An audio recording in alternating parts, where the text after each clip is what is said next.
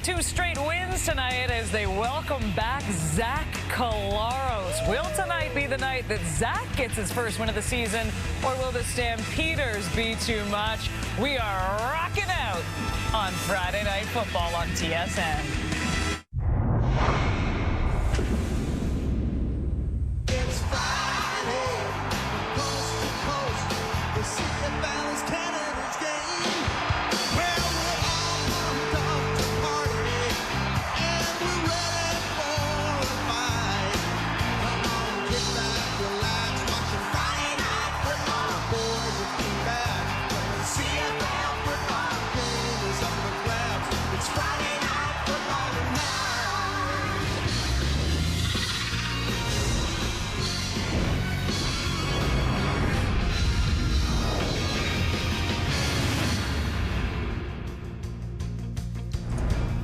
Zachary J. Collaros from the great state of Ohio has accomplished something no other starting CFL quarterback has done this year. What is that, you may ask? No touchdown passes. Will he finally throw one tonight against these Calgary Stampeders? Stay tuned and we'll see. Oh, the future of this team seems to ride on the shoulders. At least the future of this year rides on the shoulders of this man, Jake Mayer. Only one pass of over 30 yards completed this year. He's got to be more aggressive, and his receivers have got to make some plays for number 12. Brady Oliveira finally broke out last week with 129 yards rushing and 37 yards receiving. Getting the big boy rolling will be a key to beating the Stamps tonight. Well, look who is back for the Calgary Stampeders. Sticking with the running backs, Dietrich Mills returns to the lineup after missing last week with an oblique injury. The Stamps' top running back has carried the ball 40 times for 184 rushing yards this season. We'll see what he has in store tonight in Winnipeg, and it is Friday Night Football on TSN. I feel the energy on this panel tonight, don't I? Jim Barker, Davis Sanchez, Milt Siegel, Paul Lapalese standing by as well. We will get to all their thoughts on this game in just a moment. But first, let us go to Winnipeg and join our Britt Dort. And Britt, by far the biggest story of this evening is the return of Zach Collaros to the lineup. Yeah, and it's funny because the only thing he would mention when you asked him about that thorax injury was how he accidentally kept calling it the Lorax in reference to the Dr. Seuss book. He said, because I read it to my kid almost every other night. Other than that, wouldn't talk about the injury. He said he's ready to roll. He's moved on from it. He feels good. But that wild stat you guys mentioned, hasn't thrown for a touchdown pass yet this season, which is crazy to think. He's thrown for 4 interceptions instead. But when asked about it yesterday, if this is the game you're going to get it done against the Calgary Stampeders, he said, well, don't get me wrong, I'd love to drop back every single play and throw it downfield, and laughed about it. So he's remaining very lighthearted despite that 1-4 start. So is the entire team. I was at their walkthrough yesterday. The entire team was out at midfield chanting, having a dance-off at the end of it, and they came up and told me the report hasn't changed despite our start. Mike O'Shea, when he talked to me, he said, I would be in a lot different of a situation, Britt, if I didn't know why we were 1-4. But I believe that I do know why we're 1-4, and that we have the answers for it. So tonight it's a little bit about execution. He was also quoted earlier this week, Kate, saying he still believes Zach Collaros is the best quarterback in this league. Well, a boost of confidence for sure. Good news. All 3 gentlemen beside me, they are thorax injury specialists. We are here now to break down that injury. But instead, we know nothing about it, so let's talk about football. And Davis, look, we all know that the start for Zach Collaros has not been even close to what we would expect it.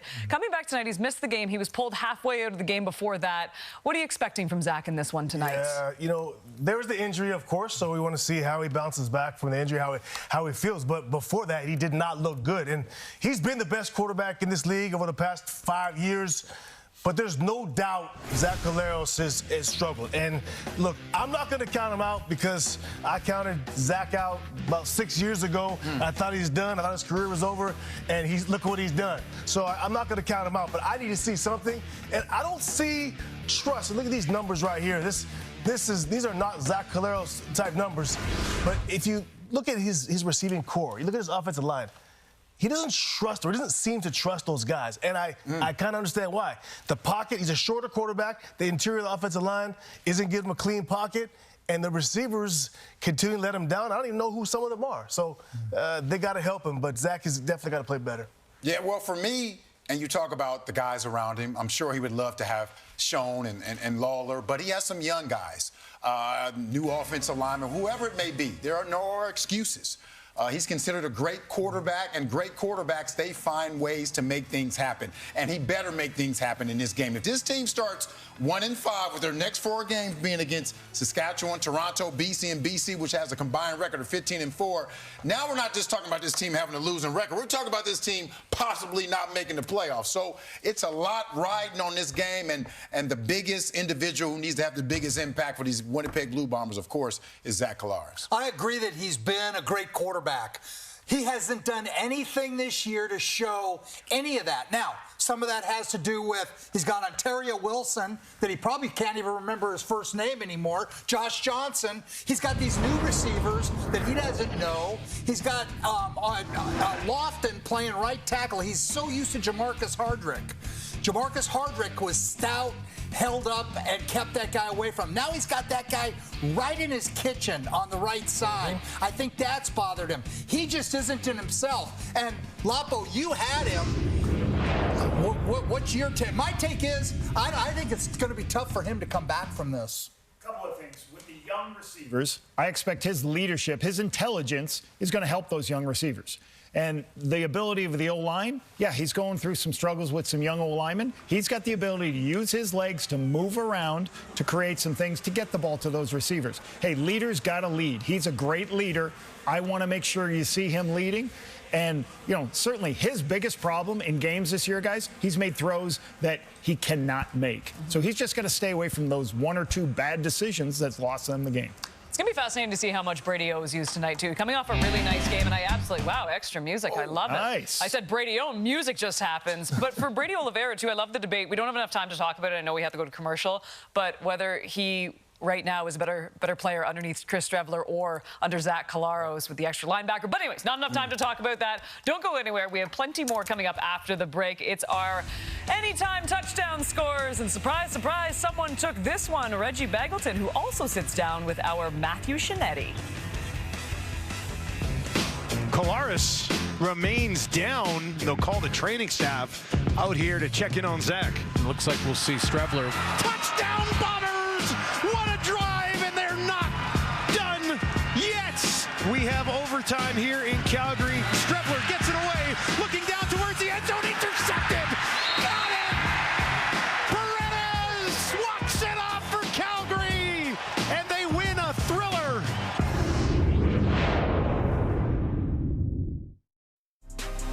You know that Brady Oliveira will run through a wall for his teammates and to try and get that first win.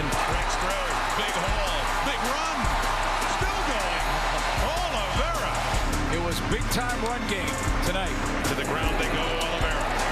He's got some room and he's running hard. Brady Oliveira's back. And the wind's back in Winnipeg.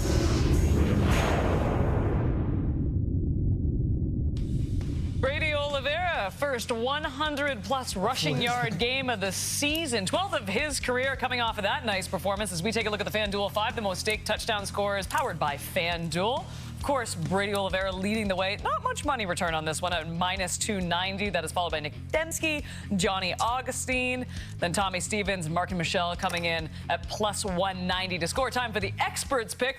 I will begin with you, Jim Barker. Who do you like tonight? I'm so hungry for a win. I have yet to get in the end zone. I feel like tonight's your night, JB. I got to go with the guy that I think this team, with one win at home, they need Brady Oliveira to get into the end zone. I don't care what the odds are. I'm taking Brady Oliveira. Oh, what a out there pick. The starting running back. You guys should be ashamed of yourself picking all these obvious picks. Anyone who picks the starting running back or the short yardage quarterback, you should be banned from this tournament, this game, whatever they say. I'm taking Drew Wolodarski. He's biting anytime touchdown. Zach is going to score 3 touchdowns in the air tonight. I'm taking Jalen Philpott. You know why I'm taking him? Because every time he goes home, his mother is now saying, Tyson, you want a hot meal? Jalen, go get some cereal. Tyson, you can sit in the front seat. Jalen, get in the back seat. Because he hadn't scored a touchdown yet, and his brother scored all these touchdowns. And because of that, he wants a hot meal. He wants to sit in the front seat. Like that. So he's going to score a touchdown. You win the best analysis of the year in this segment by far. David Sanchez, I would like to formally apologize to you two. I have reviewed the rules, which were not told to Milton at the beginning of the season. And you are correct. The odds are taken into account when we award the champion. And by the way, I have been told that the champion is going to receive a ring at the end of the year. here. I know. We're going all out on this. Diamonds? I'm picking Reggie Begelton as we take a look at the recap board right here. And you know what? I actually like this, JB. Just you need a confidence win, don't you? You took Brady O. You got Drew Wolodarski. That's going with Davis's pick. Milt, I love this one too. Jalen Philpott. And I am going with Reggie Begelton. Speaking of Reggie, here he is with our Matthew Shinetti. Your relationship with your grandfather and fishing. What did that mean to you, not only with your own development, but just what the act of fishing with your grandfather was like? He was a truck driver. Anytime he had to go out of state, I would join him. I would be in the big truck and going everywhere across the country. He seen an opportunity to develop a healthy hobby into my life. So he seen the opportunity for fishing and I loved it. And because I loved it, he pushed the agenda pretty often. Anytime I wanted to go, we're going. When you need a moment to center yourself and you happen to think about fishing, what's the fish tale with your grandfather that always brings you back to a moment of inner peace?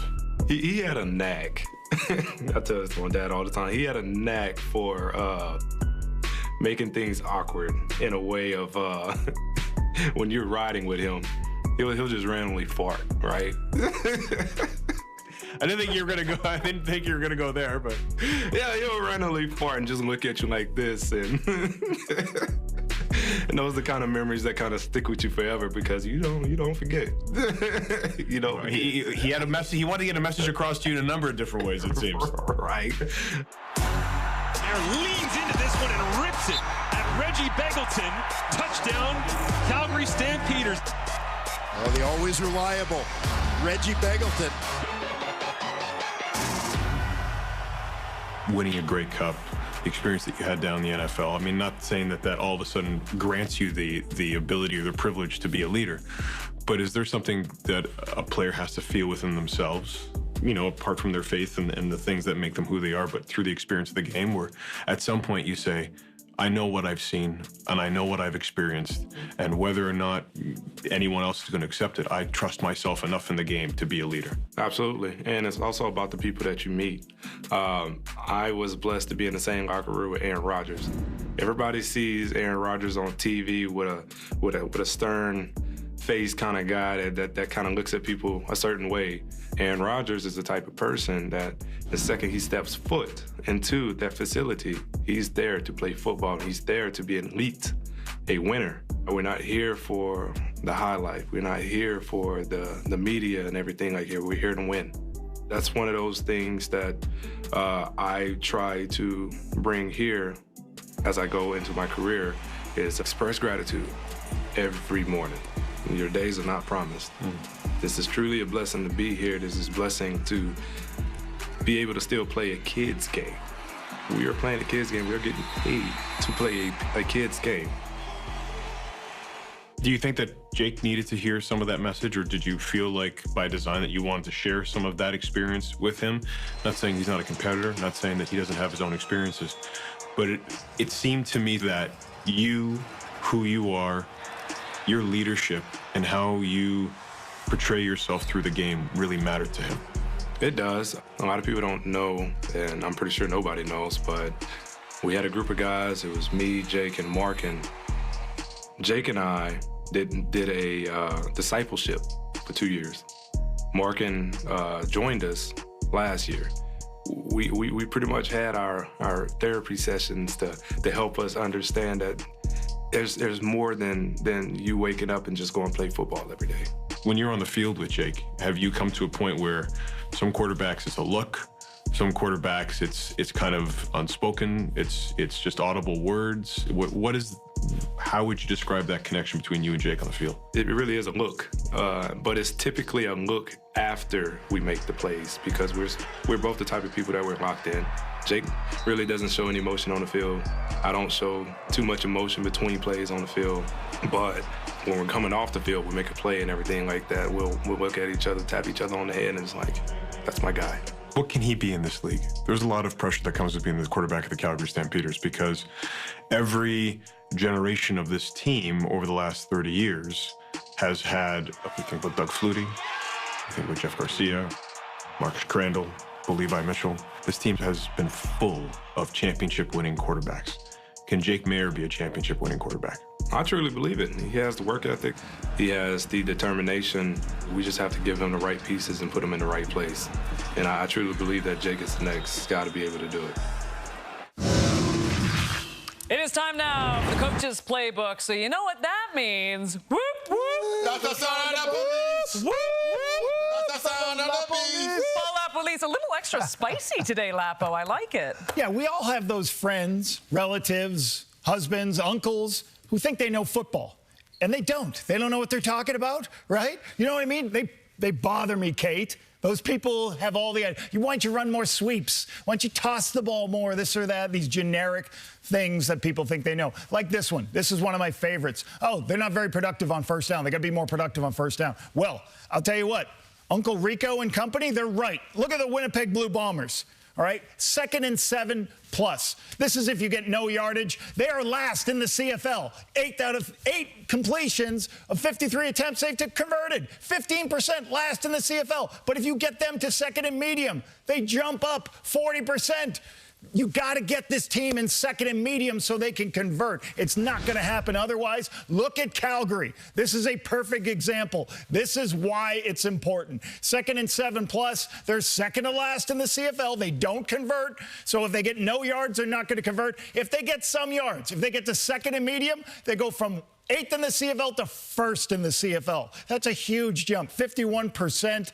Let's take a look why it's so hard for both of these teams on 2nd and long. Here's Jake Mayer. He's facing what looks like to him a blitz, a pressure. There's a disguise. He changes his drop to throw versus blitz. What does Winnipeg do? They drop out. He now has to escape because the protection cannot hold up, and he throws it away. So 2nd and long hurt him. Here's another one. Big thing in the Canadian Football League is checkdowns. When everybody's covered, all those blue colors covering red colors, what does you have to do? You have to check it down, and on 2nd and 10, you're not going to get the first down. Look at Winnipeg. Back to checkdowns. They're trying to throw a post in the middle of the field. Right there. You have a receiver covering it. Well, you're going to throw the check down, but that corner is going to see that check down. If Trevor locates that ball, that is off the field. And again, Davis would know this, cover 0. 10 yards away, what do? You bring more players they can protect so the ball comes out of the quarterback's hand quickly, and now you cannot get the first down. So Montreal, BC, first in the Canadian Football League at 50% converting. They can take some chances. Very important for both offensive coordinators today. They've got to be careful, or tonight, they've got to be careful in making sure that they get productive yards on 1st and 10. And I think that's the first Uncle Rico comment from Napoleon Dynamite ever in a coach's playbook, Kate. I was going to say, did you slip in a Napoleon Dynamite? Yes, gotta love it. A liger's my favorite animal. A liger. Oh, it's as good as a thorax. We still don't know what it is. All right, coming up after the break, we are going to talk a little Calgary and what goes wrong with this team in the 4th quarter as we get set for a little Friday Night Football from Winnipeg.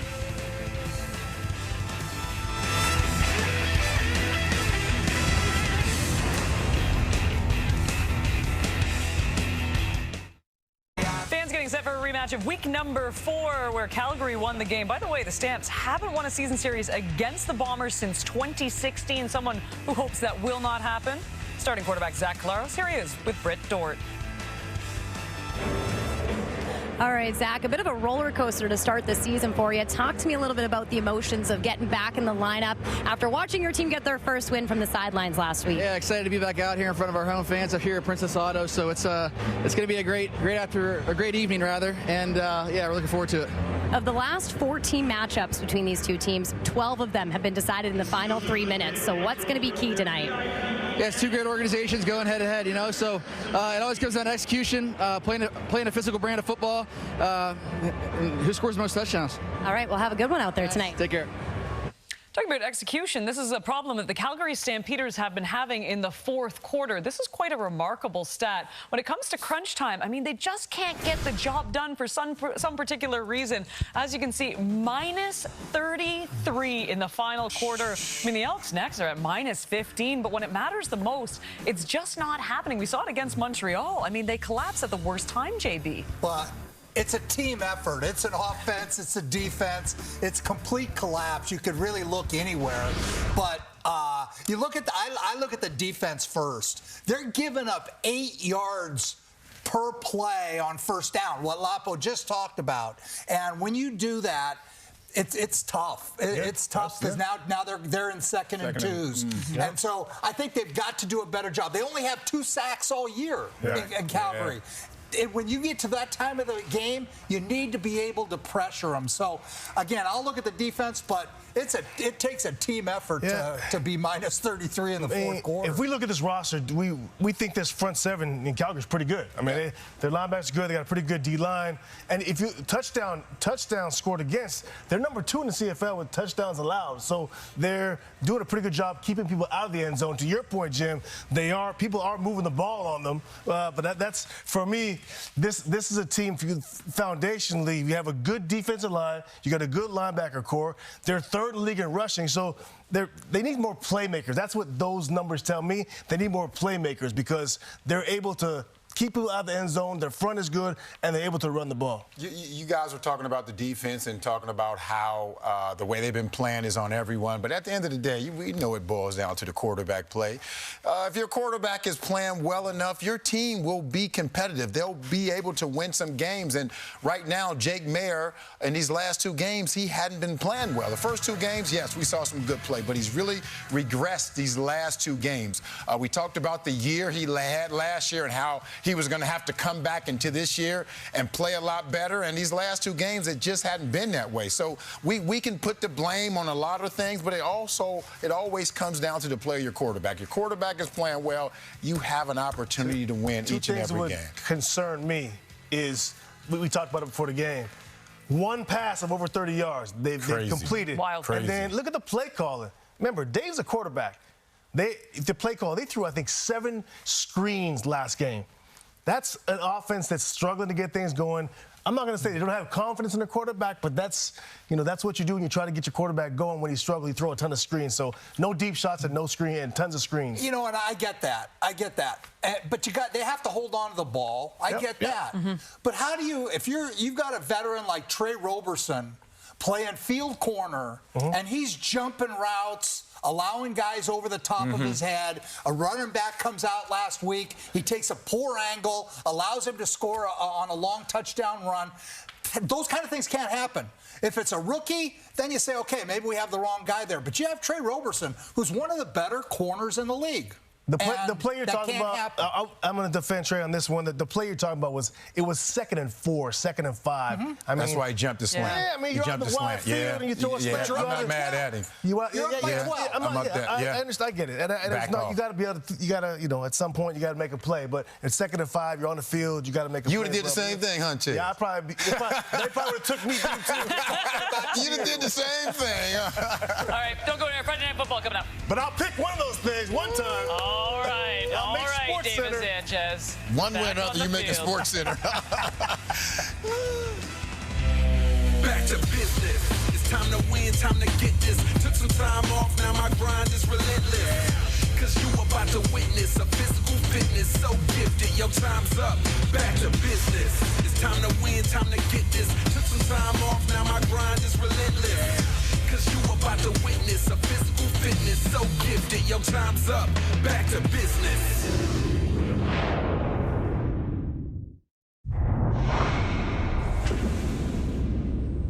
It's Friday, coast to coast. The CFL is Canada's game. Well, we're all pumped up to party, and we're ready for a fight. Come on, kick back, relax, watching Friday Night Football. Boys will be back when the CFL football game is up for grabs. It's Friday Night Football tonight.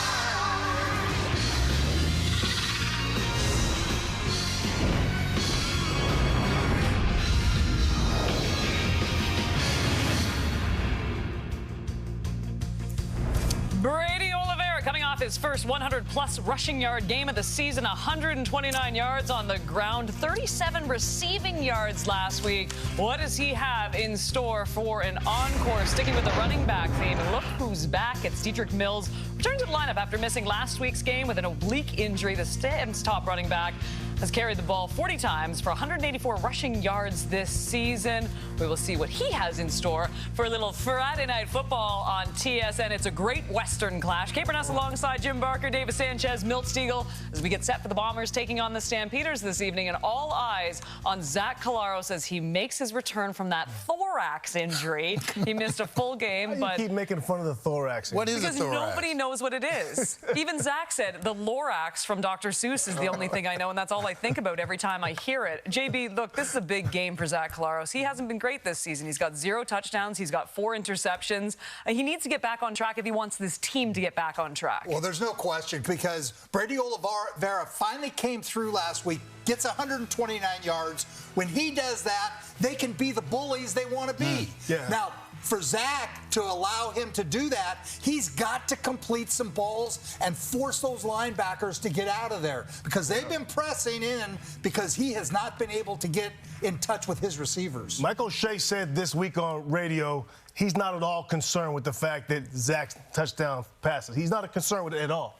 Now, I believe that is about as much as I believe that thorax injury. I'm not buying it. Thorax. This team, I know this. Zach's been the best quarterback in this league for the last 5 years. No doubt about it. He's that dude. He hasn't been thus far this year. If I'm them, I'm not throwing the ball. I'm running the ball 37 times this week. I'm going to put it in Zach's hands and see what he can do. Let's get him going. If this team is going to compete with BC and Sask and everyone else at the end, Zach's got to be that guy. This is an important game for Zach because this team has won one game, and they won one game when he wasn't in the lineup. And the formula for success was Stravler and Oliveira running the ball. And I know that's not sustainable because you don't want your quarterback running the ball, but they had success. So Zach has to go out there and show that I'm still a quarterback who can drop back and lead this team to a victory by throwing the ball, because we know he can't run. He's not mobile anymore. That's not his thing. So he needs to go out there and have a big game, because otherwise those fans in Winnipeg, and I know him very well, they'll be saying, we need to get back to what got us to a victory last week, and that's Stravler and Oliveira running the ball. So let's hope Who is 2 starting American receivers? Milt Stegall and Milt Stegall Jr. Because nobody knows. JB knows, don't you, JB? Terry Wilson, Josh Johnson. There, see, that's the man. He looks at depth charts more than anyone. Kickoff next. The thorax. Friday Night Football tonight. Well, it's a sweaty evening in Winnipeg as Friday Night Football rolls into town for the Stampeders and Blue Bombers. Their second meeting in the last 3 weeks. Calgary, who won that matchup in week 4, winless on the road so far this season. Bombers finally in the win column. They did it without their starting quarterback, but they got him back tonight. He said sweaty. I said sweaty. I love it. I said sweaty. Hey, I love that this guy's back in the lineup, and so does our panel. You know, he's really got to get off the schneid. Unprecedented by him the first 4 games. He's looking to throw it 60 times. And then you've got this guy right here, Diedrich Mills. Why's he in? BJ Emmons is out. They need a ground and pound help take some heat off of their quarterback, Jake Mayer. 0-2 start on the road for Dave Dickinson and his Calgary Stampeders. Losses to BC and Montreal, though, 2 pretty good teams. Osh on the other side, 11-8 in his career in the regular season against Dave Dickinson, and got his team on the ground into the win column. Got back to basics, didn't they? Just control the line of scrimmage, time of possession. They just dominated a tough football team in Ottawa last week in time of possession in that interior. It's an impressive win. Calgary leads the league in time of possession, just over 32 minutes a game, so that'll be an interesting battle to watch tonight as we get set to kick things off Friday Night Football at Princess Auto Stadium. Thank you very much for joining us. Brooks takes the return back to the 30, just shy of the 35 on the first return of the ball game. There's a look at Jake Mayer, 12 for Calgary. Yeah, and it started out great for Jake. First couple of weeks, and the last couple of weeks kind of settled down a little bit, and just a little over 100 yards passing last week, and it was a tough loss for him across the country in Montreal, and we'll talk about that as the night progresses, but I know that he's looking to rebound, as is his competitor tonight, Zach Collaros. Almost 600 yards passing in the first 2 games of the season for Jake. Less than 350 in the last 2. Starts here on his own, the 34. Mills will flare out to his left. Has a ton of time. Now gets it away. Has a completion and a little bit of room to run. Up the near side, down to the 50. Now the 40. Still going. Philpott, what a start for this ball game. As Philpott with his biggest play of the year. A bang right out out of the gate, takes it down the sideline before being pushed out of bounds by Reddick Ramsey. Yeah, great job of Jake Mayer going through his progressions. He's going to look left, and then he's going to scan all the way right and find Phil Pott, his favorite target of the season right here. It's a game of inches. Great spotted football there, and it's off to the races. And good job downfield by his teammates, getting a little extra at the end. Big-time explosive play for the Stampeders off the hop. 53 yards for Phil Pott. Had just 95 so far on the season coming in. 1st and 10 from the Winnipeg 23. Calgary in business early. Now they'll hand it off. Mills trying to find some space. Broke a tackle down to the 10, the 5. They try to strip it away, but he hangs on. And back-to-back big ones for Calgary, and they're knocking on the door. Oh, I like it. Back-to-back big ones. Yeah, through the air and on the ground. Watch the big boys working to the right side here. And Mills is going to stretch it. He's going to hit the hole and bounce it. Break tackles, then he's off to the races. And Home trying to get in there late as Willie is there, just tackling inside the 5. 1st and goal from the Winnipeg 4. High snap. Mayer settles it down. Gives it to Mills. This time Jefferson will be there to wrap him up. Back close to the original line of scrimmage. Let's take a look at this Calgary offense. Yeah, a couple of question marks up front. And McEwen draws in back at center. It's music to Calgary Stampeder fans' ears. And then Smith, first-time player from the National Football League, never played, and this is his first Canadian game as they lost their starting left tackle, Demery, to a toe injury. He's out. Game time decision. Step up to the plate, big man. See what you're made of. And Smith is trying to do the job. Second crack at it here for Jake Mayer, working from that Winnipeg 4. Back on the ground, and Mills again, pushing ahead towards the end zone. Is he there? Looks like they stopped him just short, and this could be Tommy Stevens' time. Yeah, just mano-a-mano. I'm better, bigger, stronger, badder than you, and it's going to come right down your throat. And Mills gets it, not a lot of help there, and then he just head down. Wilson arrives first, and then you got Alexander coming in, and just shy of smart at the 1. 3rd and goal, biggest play of the ball game, heard it early on. Well, you got to figure Calgary wants this badly. Get in there, and Tommy Stevens is as good as anybody doing it. Couple of touchdowns last week for Stevens. Looks for another one right here. Pushing ahead, and he is in. Touchdown, Calgary. What a drive to open up this ball game. Finished by the big fella, Tommy Stevens. Yeah, 6'5", 250 down there. Almost next to impossible to stop him.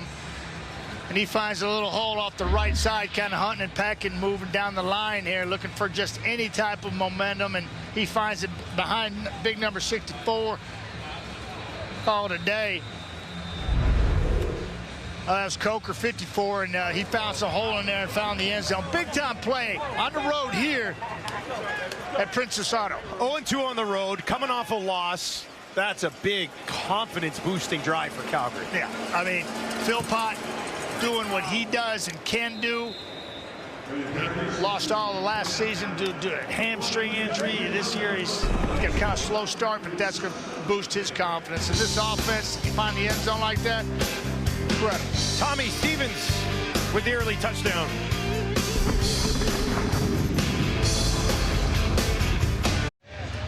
Yeah, you're on the road playing a team that's feeling it, kind of got back their own identity last week in a very physical game against Ottawa, and you start like this. Jake Mayer circumventing the fields, and he finds Jalen Philpott, and he takes it for a big gain, 50-plus, and then breaking tackles. Mills back in the lineup after being on the IR for a week, and then bang, going and getting some right here, getting it down, knocking distance. Tommy Stevens finishing the deal as he does.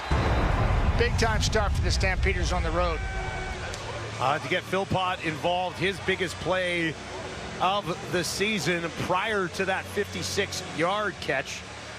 Yeah, you know, to Milt Stiegel's point in the studio in pregame, talking about Jalen being in the back seat. Well, Tyson's in the front seat, and he's eating cereal while Tyson's eating steak.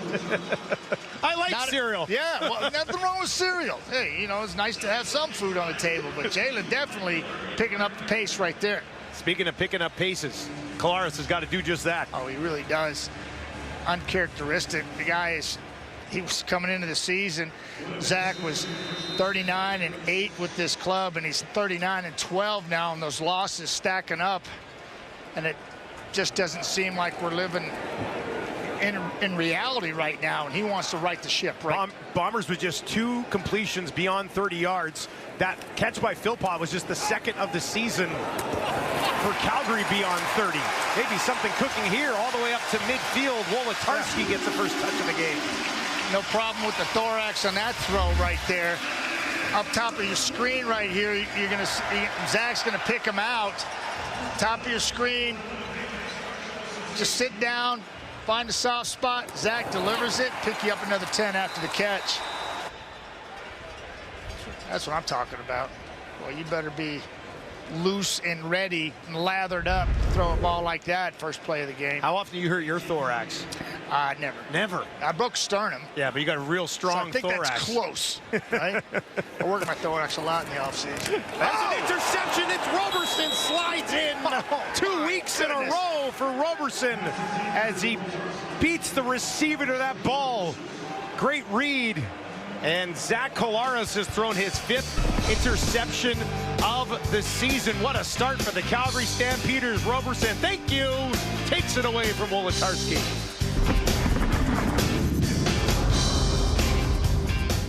Yeah, Roberson getting his 2nd. Happy birthday. You got it right. 1, 2, 3, 4, 5, 6, 7. Here's the route right here. It's going to be beautiful, and he's bending it, and then look at this. I'm going to jump this. I'm looking at the quarterback. I know you got heat in the kitchen. You got rid of it. I'm reading your mail. Boom. Number 2 of the season, just like that. Great field position for the Stamps. Boy, they're on fire right now. The Bombers are taking a couple of haymakers, and they're staggering a bit. They did a defensive play of their own here. 5-play drive to open the game with a touchdown from Tommy Stevens. And now they get the ball back on their own 52. They give it to Mills. Quick spin around Jefferson. Slowed him down enough as a big part of this Winnipeg defense. Yeah, and, you know, I highlighted some studs in their defense. They're going to need a yeoman-like effort tonight. It starts with Willie Jefferson, just a statistical machine. 75 knockdowns, including playoffs. Big Hill in the middle. The guy's got 912 tackles. Come on, that's ridiculous in the middle. You got the hammer, and Alexander just bringing it. 27 tackles already. That's not a good sign when your free safety's making that much contact.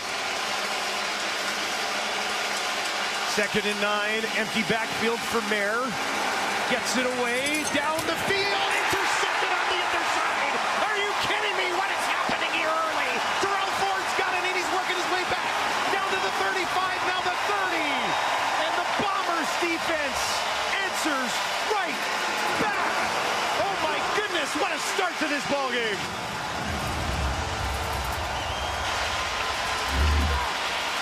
Yeah, right here, and there's your man right there. And Terrell Ford is just going to be eyes to the quarterback. He undercuts the out route. You got a deep one, you got an out and a flat underneath. Terrell reads it perfectly. Jake floats it up there, and then bang, he gets the ball in his hands. He looks like he knows what he can do with that. He's taking it the other way. Great field position for the Bombers. Little tit for tat right there. His 2nd interception of the season as well. 1st and 10 from the 30. He'll get it out to Josh Johnson, and Johnson takes it down inside the 25. Let's take a look at the Winnipeg offense. Everything starts with that guy right on the left-hand side. I call him Mules, most outstanding offensive lineman 4 times. 4 times is ridiculous. That's just where it starts with the Bombers. Oliveira got off last week, and their team needed it along with Chris Streveler and Ontario Wilson. Well, you can hear the praise from Zach Collaros about this kid from Florida State. First-year player, figuring it out on the fly. He says he's got all the tools. He's getting faster and faster with his play. 2nd and 3 from the Calgary 23. Brady Oliveira stands into the left of Collaros. Zach in a little bit of trouble, finds some space on the run, throws it as he's hit, and that one is batted away on the far side of the field by Rodney Randall. Yeah, and he had the man sitting out there all by himself, and he just kind of pressed the issue, and he pushed it to the right. Watch him. Step, climb the pocket. Good poise. We see Zach doing this often to his right-hand side. Rose flushes him, then it's hot pursuit. Zach's got him there, and he throws late. The ball's broken up fairly easily. Zach was trying to extend the play and make a big play happen. Instead, it'll set up Sergio Castillo from 31 yards. He has hit 12 in a row after starting the season, 1 for 3. This from just inside the left hash to get the Winnipeg Blue Bombers on the board. And that is exactly what he does, make it 13 in a row for Sergio Castillo. Winnipeg on the board for the first time this evening, but trailing 7-3. Great turnover leads to 3 points for Winnipeg.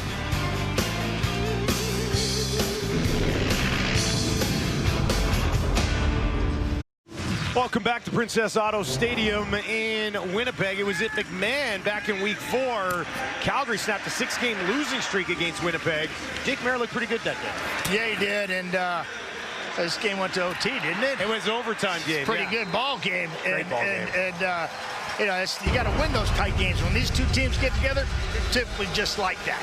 Paredes, 52-yarder to win a couple of weeks ago at home in Calgary. Castillo smashed home a 60-yard field goal in that game as well. Here's Mayer, deep shot down the field, way down the field, and too far for Reggie Begelton. Reggie stopped on his route, and I think he saw the Alexander deep, and he just gave up on it. But by that point, Jake had already pulled the trigger and let it fly. Here he is right here. Let me just spot him out for you. Let me see if I can get him right there. Let me see. How about right there? There he is. Watch him. He's just running a post route. He's on his horse here. Jake lets it fly, but then Reggie shuts it down. Then he tries to pick it up again. He can't get to it.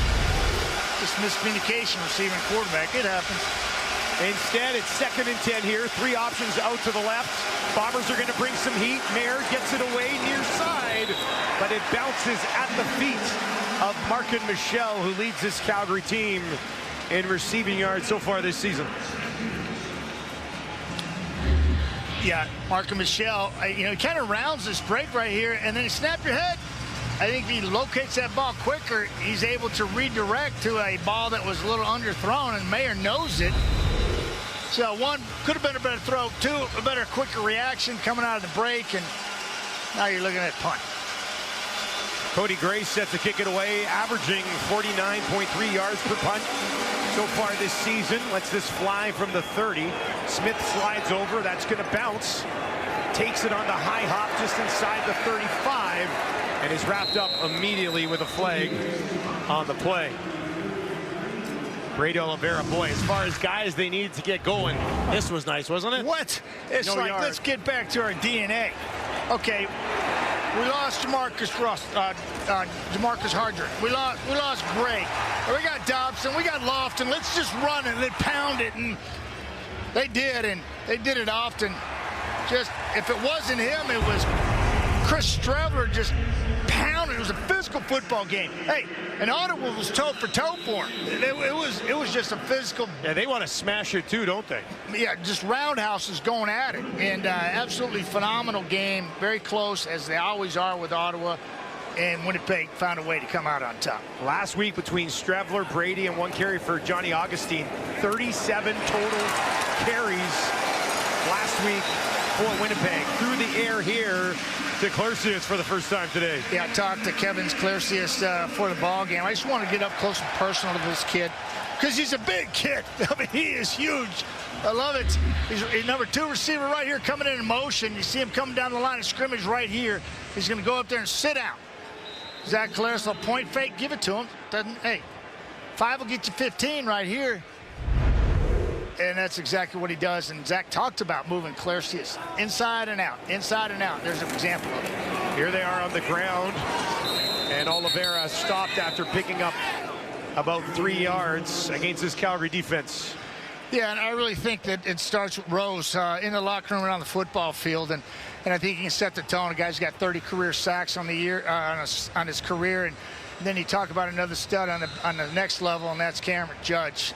Just gets it done our way. And then you've got Dozier by his side. And Richardson, hey, second start of his career. And there's a lot of high praise coming from DeMario Houston, who's out of the lineup today with an ankle injury. Talking high praise about his cornerback. 2nd and 7 for Zach. He's in trouble, and he's taken down. Charles Wiley is there with his first Canadian Football League sack. Texas San Antonio, baby, getting it done. Figuring it out up here in the Canadian Football League. Right, there he is right here, folks. keep your eye on 93. Little twist up front. I'm going around the outside. Zach's trying to go there, which I'm telling you, a lot of people knows he likes to scramble to his right. And they baited him, took it away right then. And that loss takes any sort of thought of a 50-plus field goal out of the mind of the Bombers, and now they'll have to kick it away. Jamison Sheen lets it go from the 47. End over end, right down into the arms of Brooks. Brooks cannot get it back beyond the 15. Good coverage down the field by the Bombers. Let's go! Yeah, let's go. Let's go to the house. Rough ride early for Zach.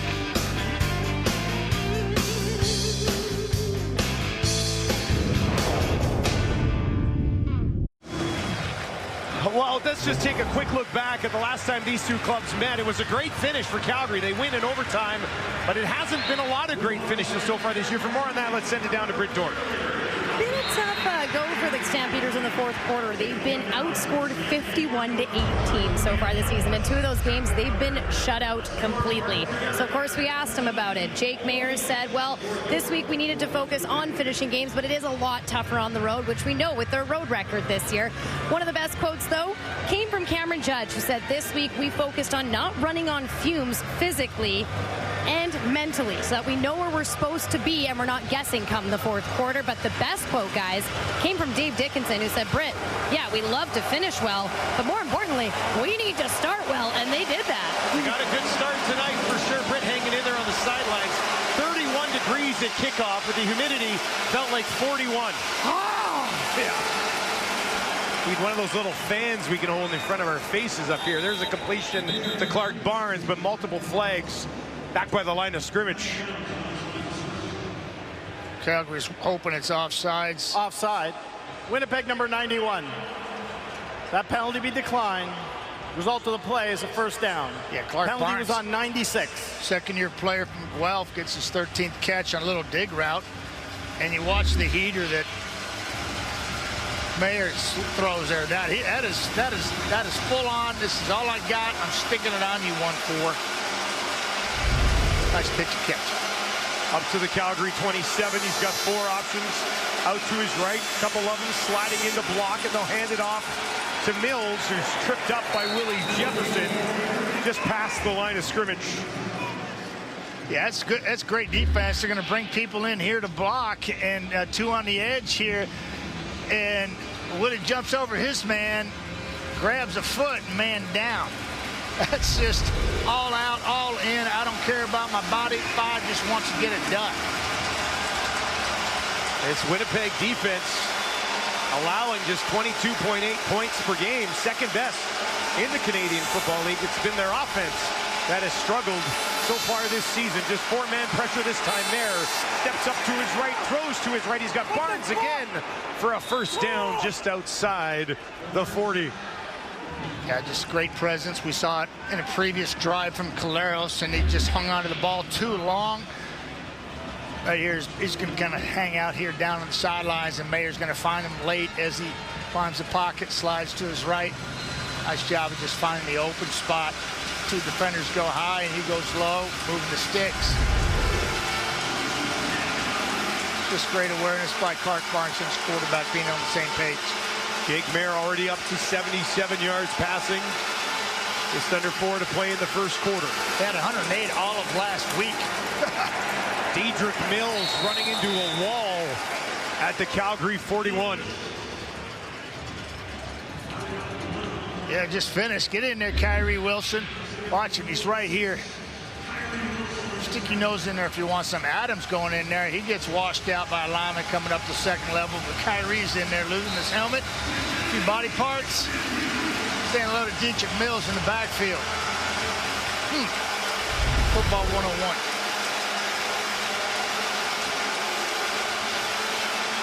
Second and 7 for Maier. Empty backfield this time. Stays in the pocket. Down the field. Midfield 55. And another first down as he gets Cole Tucker involved in the offense. Yeah, Cole Tucker's on credit Ramsey, and he puts a nice little move on him late. He attacks his area coverage, finds a soft spot. Crandy's waiting on the inside. He just plants his foot hard and works to the outside, and that's where the ball's spotted. Moving the sticks one more time. Good communication between quarterback and receiving core right now. Third different receiver with a catch in the game for Mayer. He's got 3 of them to his right here. Back on the ground again. This time it's Logan. He'll take it down inside the 50. Ball pops out. Winnipeg on it. Crowd loves it. Bombers have it.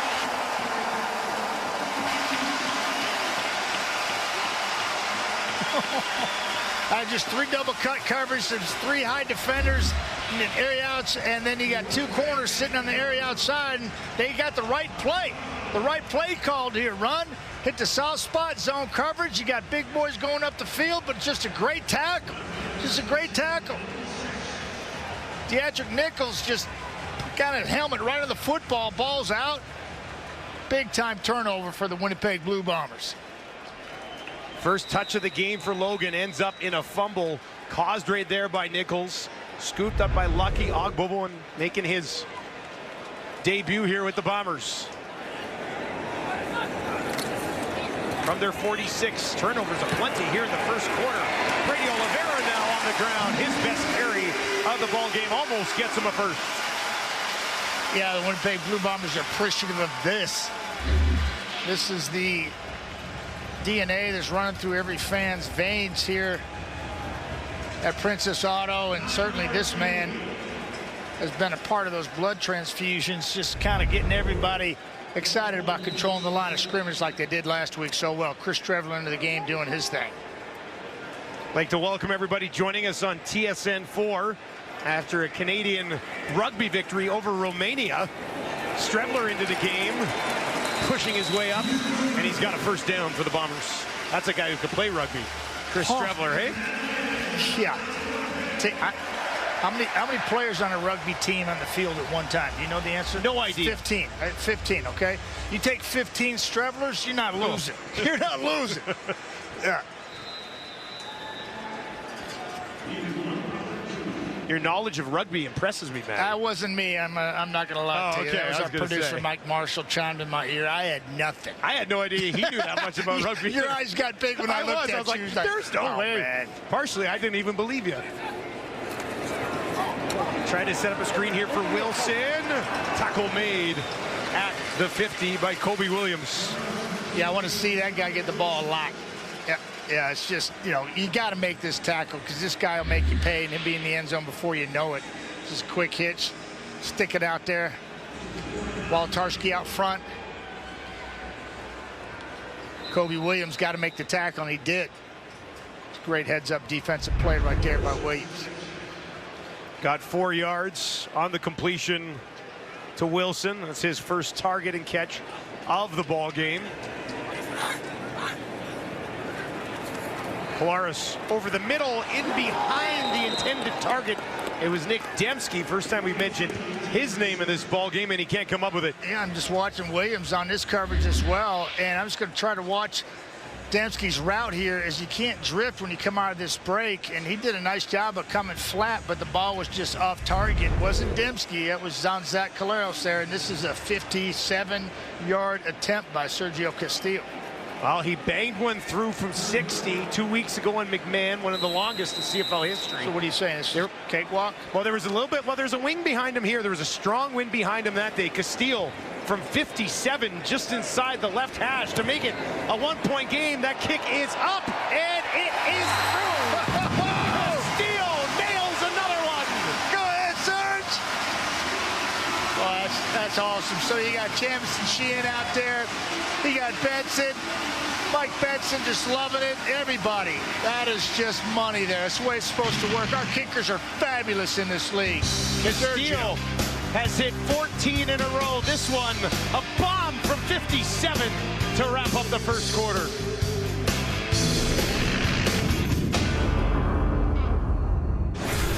The second quarter action coming up here in Winnipeg. Bombers trailing the Stampeders 7-6 in the first quarter that we were just discussing, Matty.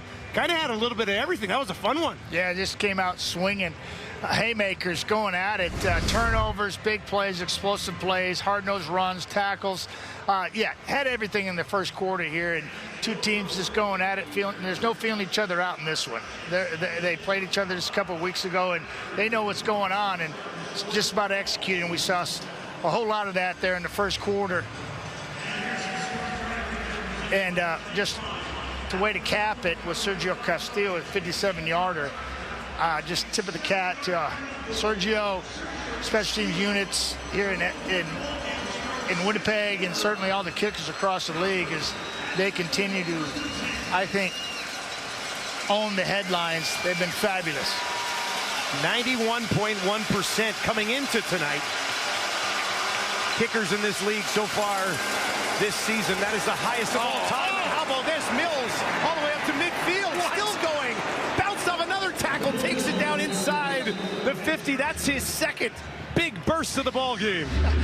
It's like somebody got a joystick and they're just controlling it. And he's just like, I mean, I don't think he gets touched for 20, 25 yards down the field. He's just juking everybody, cutting back against the grain. And then finally they get a hat on him and slow him down a little bit. Dietrich Mills feeling it. Happy to be off the one-game injured list. I know they've got some decent depth at running back in Calgary, but Mills is a special player. Yeah, and you know, I like the combination. He and Peyton Logan is kind of like thunder and lightning, inside, outside.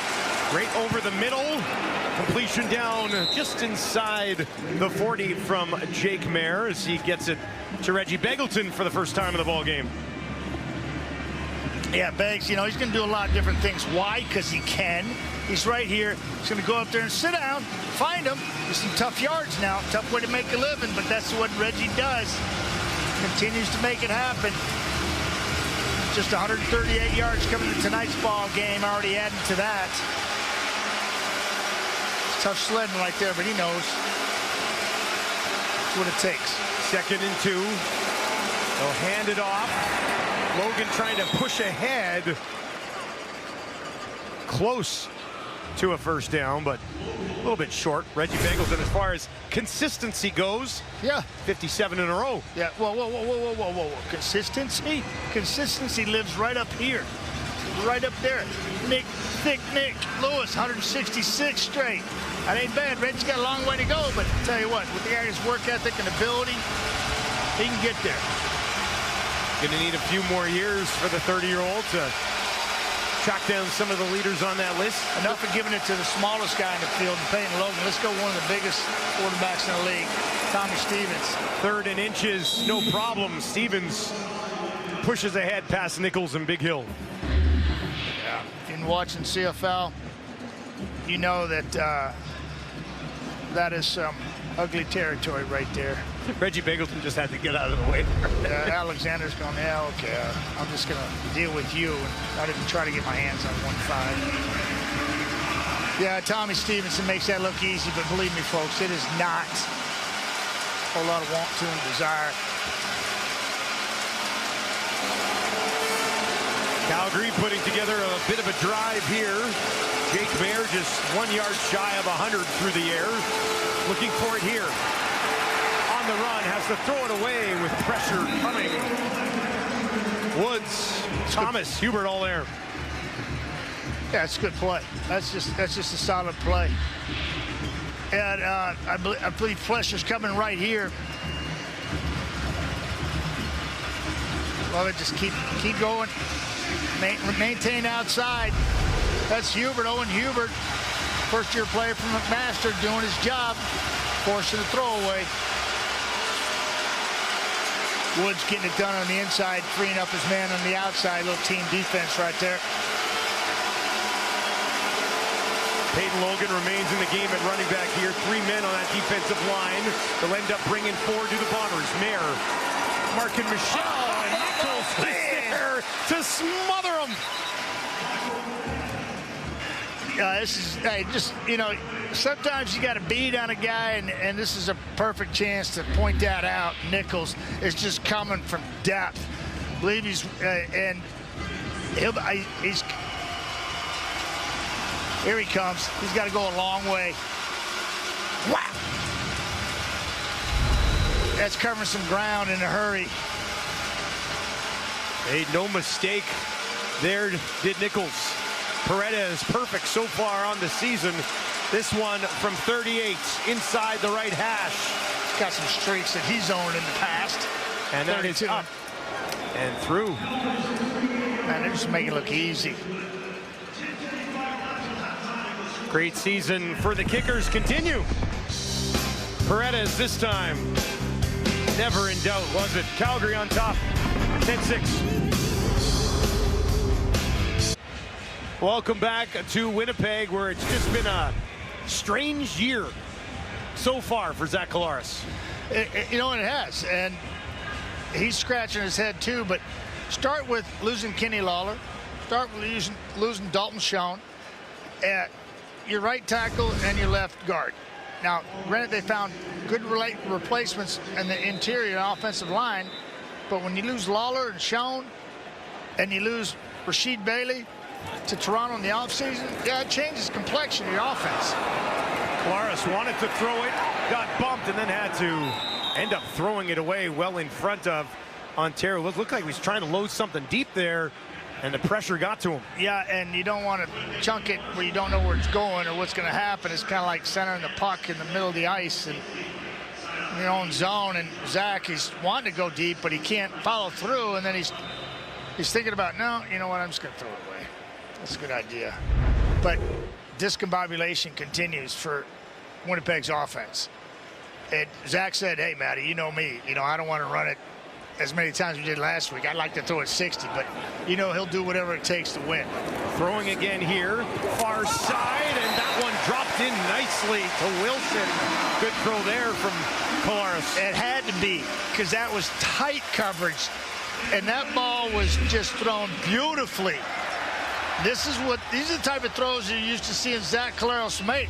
That ball's thrown anywhere else or lower, Cameron Judge is going the other way with it. I'd take that matchup all day long. My wide receiver versus the linebacker, yeah, I got that all day. Force feed that one a little bit. Tough throw, but they made it happen. Zach now 5 of 9 for 61 yards and an INT. Throwing again here. That one changes the angle a bit, finds Dembski. Dembski broke one tackle, now another. Ball pops out, but it's hooked on.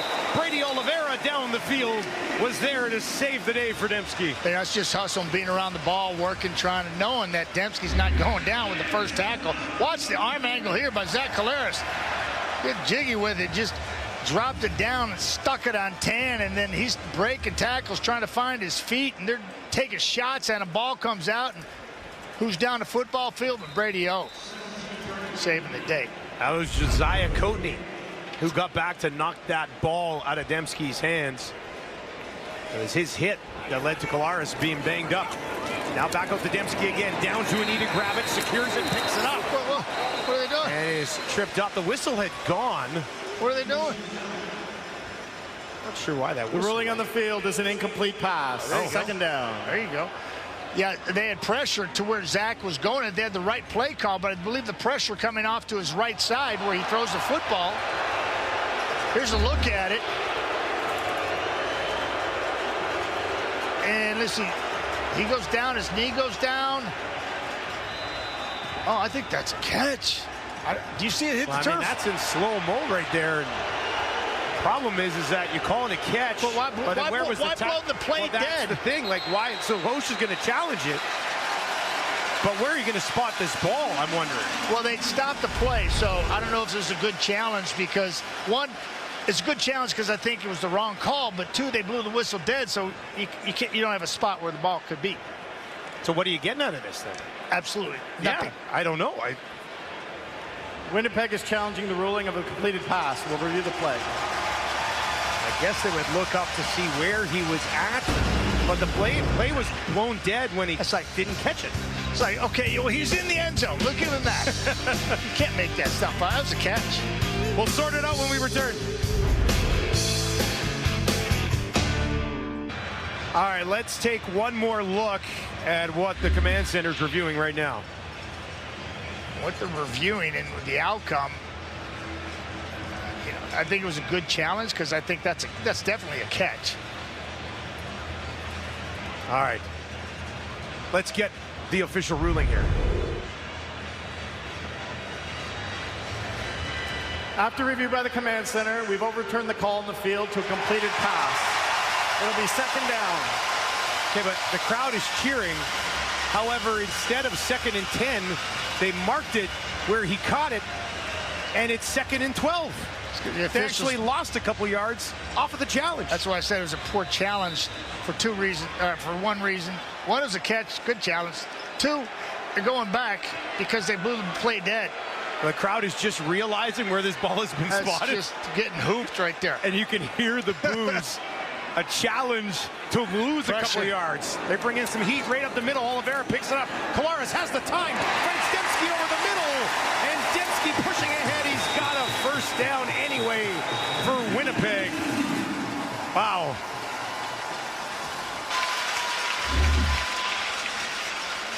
Yeah, just watch Nick do his thing right here. Sorry, folks. Inside receiver number 10. Find a soft spot. Get behind Alway. Collaros has time. Why does he have time? Because he gets a great pickup by Brady Oliveira right there on a man coming down the A gap, and Oliveira says, nope. Keep my quarterback clean. Collaros does the rest. I'm glad it worked out that way. It worked out good for Winnipeg. Yeah. They got hooped in that 1st and 10 play. Taking the handoff, now out on the run. Wolotarski's got it down the sideline. And that'll be another first down for the Bombers, who are marching here midway through the second. Man, we got a game here now. A lot of stuff happening. I mean, people are just balling. Little play fake there. We see it all the time. Dempsey coming on underneath. Calera moving to his right, finding Wolotarski sitting on the sidelines. It's good old-fashioned Winnipeg football and execution right here. Roberson couldn't get out of his break quick enough to get up on Drew. Picks up another first down, a little effort afterwards, knocking on the door. Red zone territory, here we go. 47.1% inside that red zone coming in to the game tonight. Collaros to his right, pressure in his face, it's Rose, gets it away near sideline. Was looking for Brady Oliveira. Made a good effort on it, but it is ruled incomplete. Yeah, quarterback play fakes and he rolls to his right, which we know Collaros likes to do. I've said it often already here in the first half. That was Strevler, actually, I think. And, well, that makes even more sense because they're cutting it down the field for him. Oh, it was Zach, and they brought Strevler across. Yeah, so Strev comes over in a little play fake here. Watch how things collapse here. Look at all the red shirts flashing in front of Zach. Zach can't find anybody. Spots it low. Couldn't come up with the grab. Strevler back out of the game. Zach with 3 options out to his right, and this one is blown down just prior to the snap. Time count violation. Winnipeg number 8. 5-yard penalty. Remains second down. Hey, you know, when you haven't won this year and you're playing in front of your home crowd, you're trailing by 4 halfway through the second quarter, and you're knocking at the door and you're going backwards here and taking the time count. Boy, that just smarts. The veteran quarterback is that's just uncalled for, and got caught there.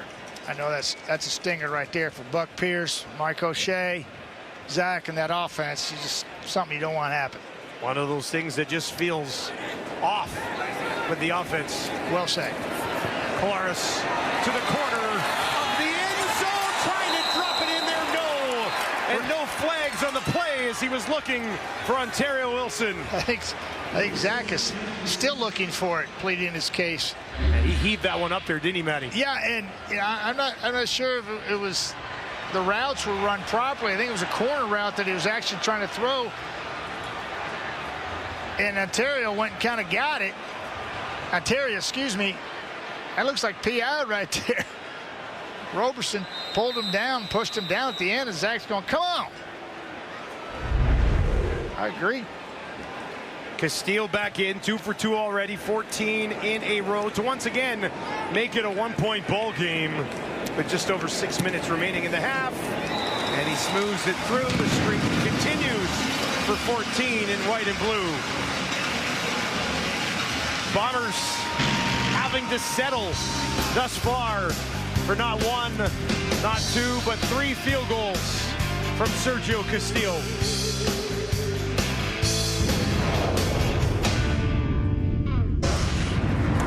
It's Purelator Tackle Hunger Day here in Winnipeg. Since 2003, Purelator, along with the CFL and its member clubs and Canadians like you, have helped the Tackle Hunger program donate more than 22 million pounds of food to local food banks. And the need is greater now more than ever. On average, 50,000 Manitobans a month access a food bank in this province. Since 2019, Harvest Manitoba has seen food bank use increase by 150%. You can head to PurelatorTackleHunger.ca to donate. And if you miss tonight, don't worry, there's more chances. The rest of the season, the next stop will be in Ottawa.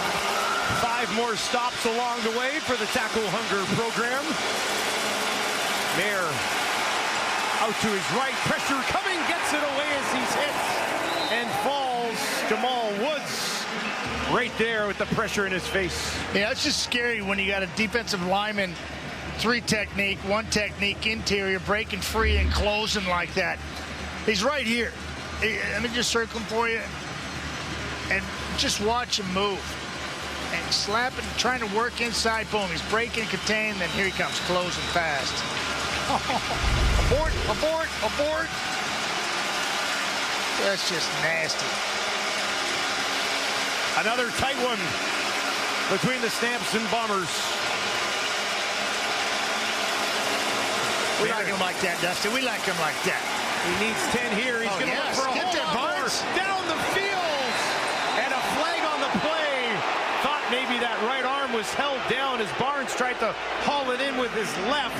Terrell Bonds says no way. But the flag lays just inside the 30. Well, this is what Pass you do. interference. Winnipeg number 24. Point of the foul. First down. This is what you dream of as quarterbacks. This is what you're made of. Just stand in the pocket, deliver the mail. Here comes the heat. Adam Big Hill. Bam! Little barbecue, little rib fest right there. Down the rail. Beautiful shot. All right, come on, Terrell. You can't be hanging on his arm like that. Pretty easy call that time, wasn't it? Yeah, big time play, and all of a sudden you got Calgary in great field position looking to answer a score with the score, which is what you want to do in this game like here right now. This is good stuff. Look at J.Y. Jordan Younger, defense coordinator, trying to figure it out. Calgary works in the Winnipeg 37.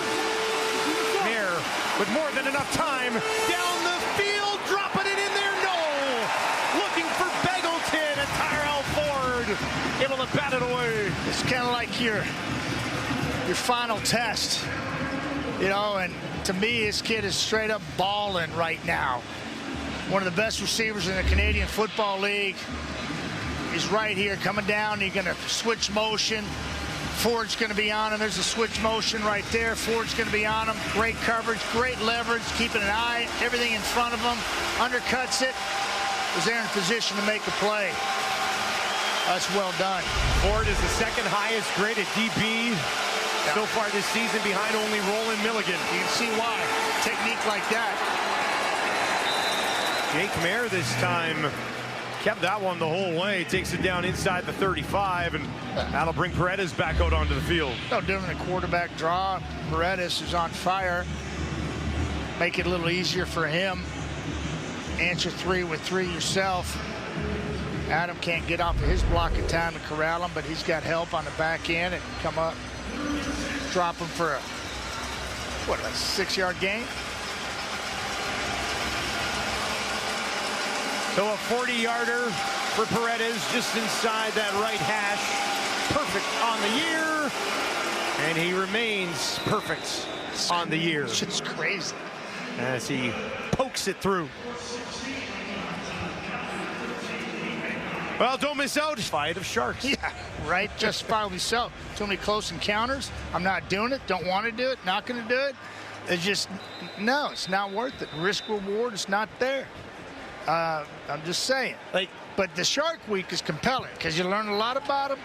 And, you know, they're just meandering around thinking that. Why would swimming in the ocean be any more fun than swimming in a pool, you know? Now it's brought away. Here's Wilson. What a burst down inside the 50. That's one of his most impressive plays of the entire year.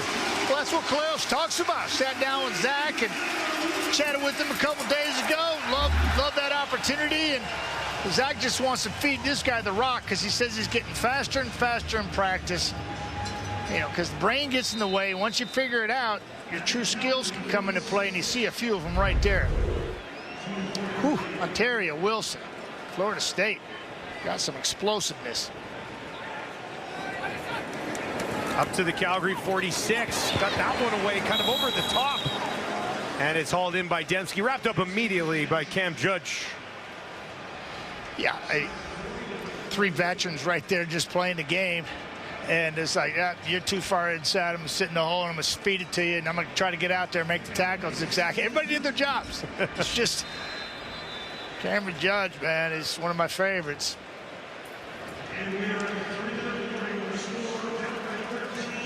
For a reason, Dusty. You know why? Because he just plays the game hard the way you want to.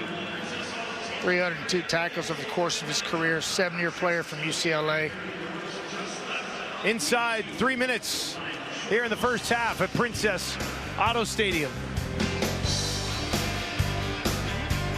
Let's not talk about Big halftime coming up here on the panel. Jim, you're going to be talking about the Stamps running. We're talking about the INTs, Davis Sanchez. Paul LaFelice is going to give a preview of tomorrow's game. And I've heard Milt Stiegel is going to do a breakdown of the kickers. It's good, baby. It's all good. Wow. Wow. For kickers. Whoa. Milt Stiegel on kickers? What? Never heard such a thing. Milt, he's gotten to him. Now, that's a great topic these days. They're killing it this year. 2nd and 2. Oliveira's got the first down.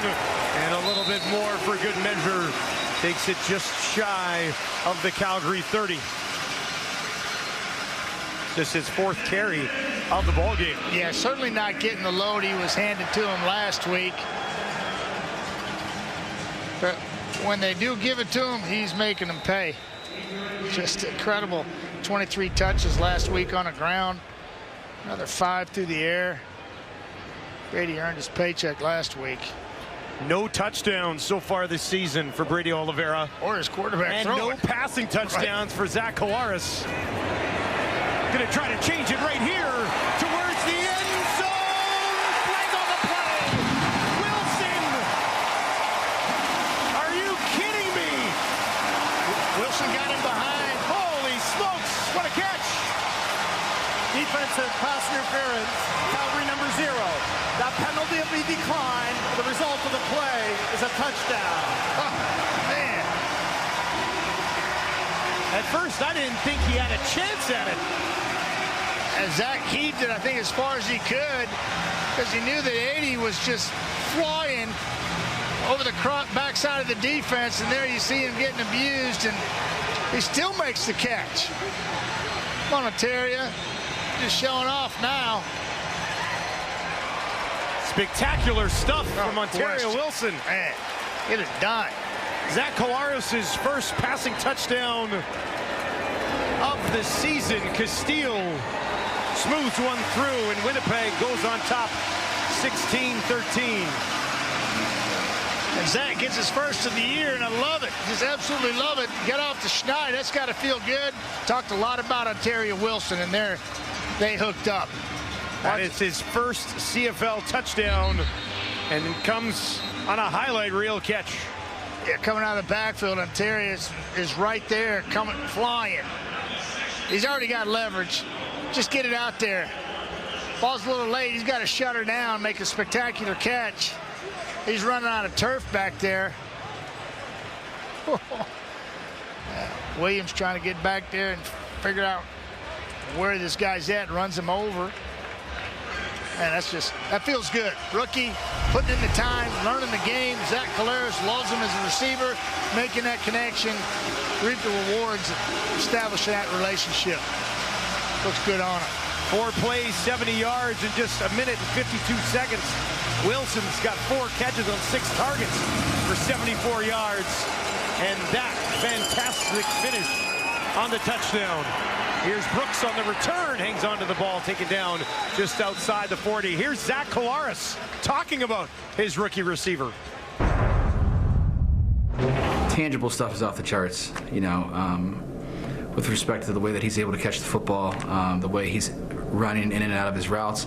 I think early on in the season in training camp, you're still trying to find your footing as a young guy, trying to learn the playbook. It prevents you from playing fast.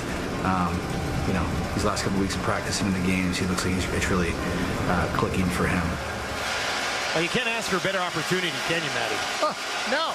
Quarterback desperately trying to get out of a slump, looking for his first touchdown. You need to deliver the mail for him. Awesome. Nair finds Markin Michel, and he'll be spotted about 9 yards down the field, just shy of a Calgary first down with over 2 minutes to work. Markin Michel continues to be a big target for Jake Mayer. Closing on 250 yards of the season already, a couple touchdowns. Catching passes about an 80% clip as well. Mr. Reliable so far. Dietrich Nichols has it down to the 40, now the 30, and he's gone all the way to the 10. Return touchdown, Winnipeg. What a swing! Momentum to the Bombers. Nichols to the house.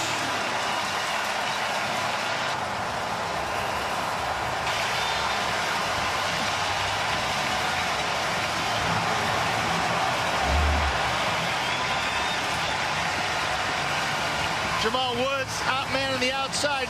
Keep an eye on him. Interception happens, bang! He blows up the only man back. That's Jake Mayer. Jake knows it's a pick six. Big time mistake, big time play for the Winnipeg Blue Bomber defense. Ball's thrown late, a little behind to the house. I can't tell you how many times I've been there as a pro quarterback. That's a terrible feeling. I'm telling you, it's like you're in the back pedal going, oh no, this guy's going fast, way faster than you can run. Castillo knocks it through, and it's back-to-back bangs for the Bombers. Ontario Wilson on the offense, Dietrich Nichols on the defense. Yeah, just late in the recognition, ball just kind of hung up on him, was behind. You're going to watch it happen in front of you. Woods, a nice rush there, a little stunt again. He's in Mayer's face, causes the bad throw, in my opinion, then gets the crucial block. Biggie's just trying to catch up, and he doesn't have to. He shut her down, walk in. Beautiful, Dietrich Nichols. That's just his 5th career interception, and that was huge for the Winnipeg Blue Bombers here at home. First interception of the year for Nichols is a house call the other way. Last time he had one, week 7, 2022. That's a while back now, so that's got to feel good for Dietrich. Crazy that he didn't have one last year, considering how much he's around the ball. Yeah, well, sometimes people just stop throwing your weight too, but yeah, that's got to feel good. Week 7, 2022, get your first pick six, put your team up. It's done. Brooks waiting on the return. Takes it just inside the 15. Decent burst on the near sideline. A flag on the play as he takes it out past midfield, but Thomas, I believe, was flagged. And that'll be coming back for the Calgary Stampeders. Well, Mike Miller, special teams coordinator for the Bombers. During the return, holding, Calgary number 77. 10-yard penalty, first down. He's going, that would have never happened if the guy hadn't hold it, because we had it. He's trying to explain that to the rest of the staff. Mike Miller, just a special teams guru forever for the Bombers, made his living at it. Yeah, there. Oh, that was. Hands are up, but he got him in the back. Got that, that's a tough call. Shane Gauthier, the man who got blocked in the back. He went to the ground. Official saw it through the flag. Backs him up more than 30. Now a botched snap. Will pick it up, tuck it into the belly of Mills, and it works out. That'll work. He's got some room up to midfield. Dietrich Mills down to the 40, and eventually it's Evan Holm who tracks him down, and Calgary gets it all back as a wild finish to the first half continues. This is not well executed, but it's kind of slow plays the hole. Ball's on the ground. Here, you take it. Now the offensive line's washed everybody down. There's a big hole that Mills sees and exploits, but you no way you're running away from Evan Hall.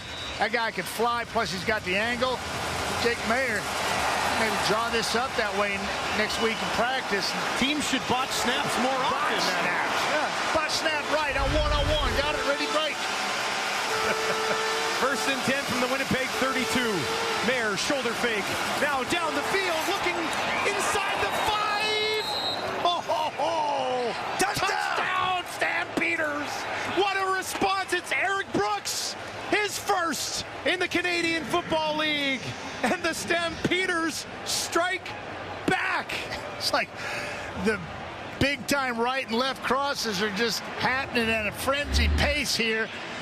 This is one of the best throws I've seen Jake Mayer make. He threw it on time, little pump fake, and threw a dart right over the top on time, delivered the mail, and Brooks makes him look good on the back end. First year playing for Fresno State. Coming into the ball game with just 2 catches, 21 yards, no touchdowns. That first one's spectacular. If you bet the under tonight, the first half has destroyed you as the offense is coming alive late. And we've got 43 combined points in the first 2 quarters of this football game. Yeah, beautiful throw and catch right there. Brooks, heck of a catch, ball's thrown, dart. Is this just dart? Watch him up top of your screen, folks. I'm gonna try to do this for you. Watch him. Double move, dart it. Ball can't be late. Just throw it on time. DB won't have a chance to react. And they pick on one of the best in the league, a young one, but one of the best. Terrell Ford getting burnt. Is it crazy to say that there's 74 seconds left in this half? I'm thinking there could still be another touchdown before we send it back to the panel. I mean, Calgary's got a great kickoff return, right? And it's called back with holding. And a botch snap, big Mills run, next play, dart to Brooks from Mayer over one of the best in the league, young DB, bit on the double move, and it was over. What an opening 30 minutes, 29 so far in this ball game. Hey, I'll point to him all the way down. There I am. There he is. That's the guy. He's over there. Cam Eccles is hurt. They're giving Brooks an opportunity in the offense, and he makes the most of it. Now Smith broke one tackle, but ran out of room. Couldn't get reloaded on the return, and he's taken down. Haley Devine Scott, among others, in on the stop. Among others, like half the Stampeder football team was there. It seemed like everybody just to see a red. There they are. Milt, Kate, Davis. Do you think Milt's still going to be talking about kickers? There's a lot more that's happening. Stay with it, Milt. Stay with it. Stay with it, Milt. It's a worthy topic. These guys have been spectacular. And it's just not the kickers. It's the deep snappers. It's the holders. It's the whole battery making it happen this year. 65 seconds to work for Collaros. They'll start it on the ground to Brady Oliveira. Man, Wiley is having himself a game. Had that sack earlier and just crunches Brady Oliveira there. That looked like varsity versus the B team right there. And he's just playing his man, just stands him up, just stood him straight up.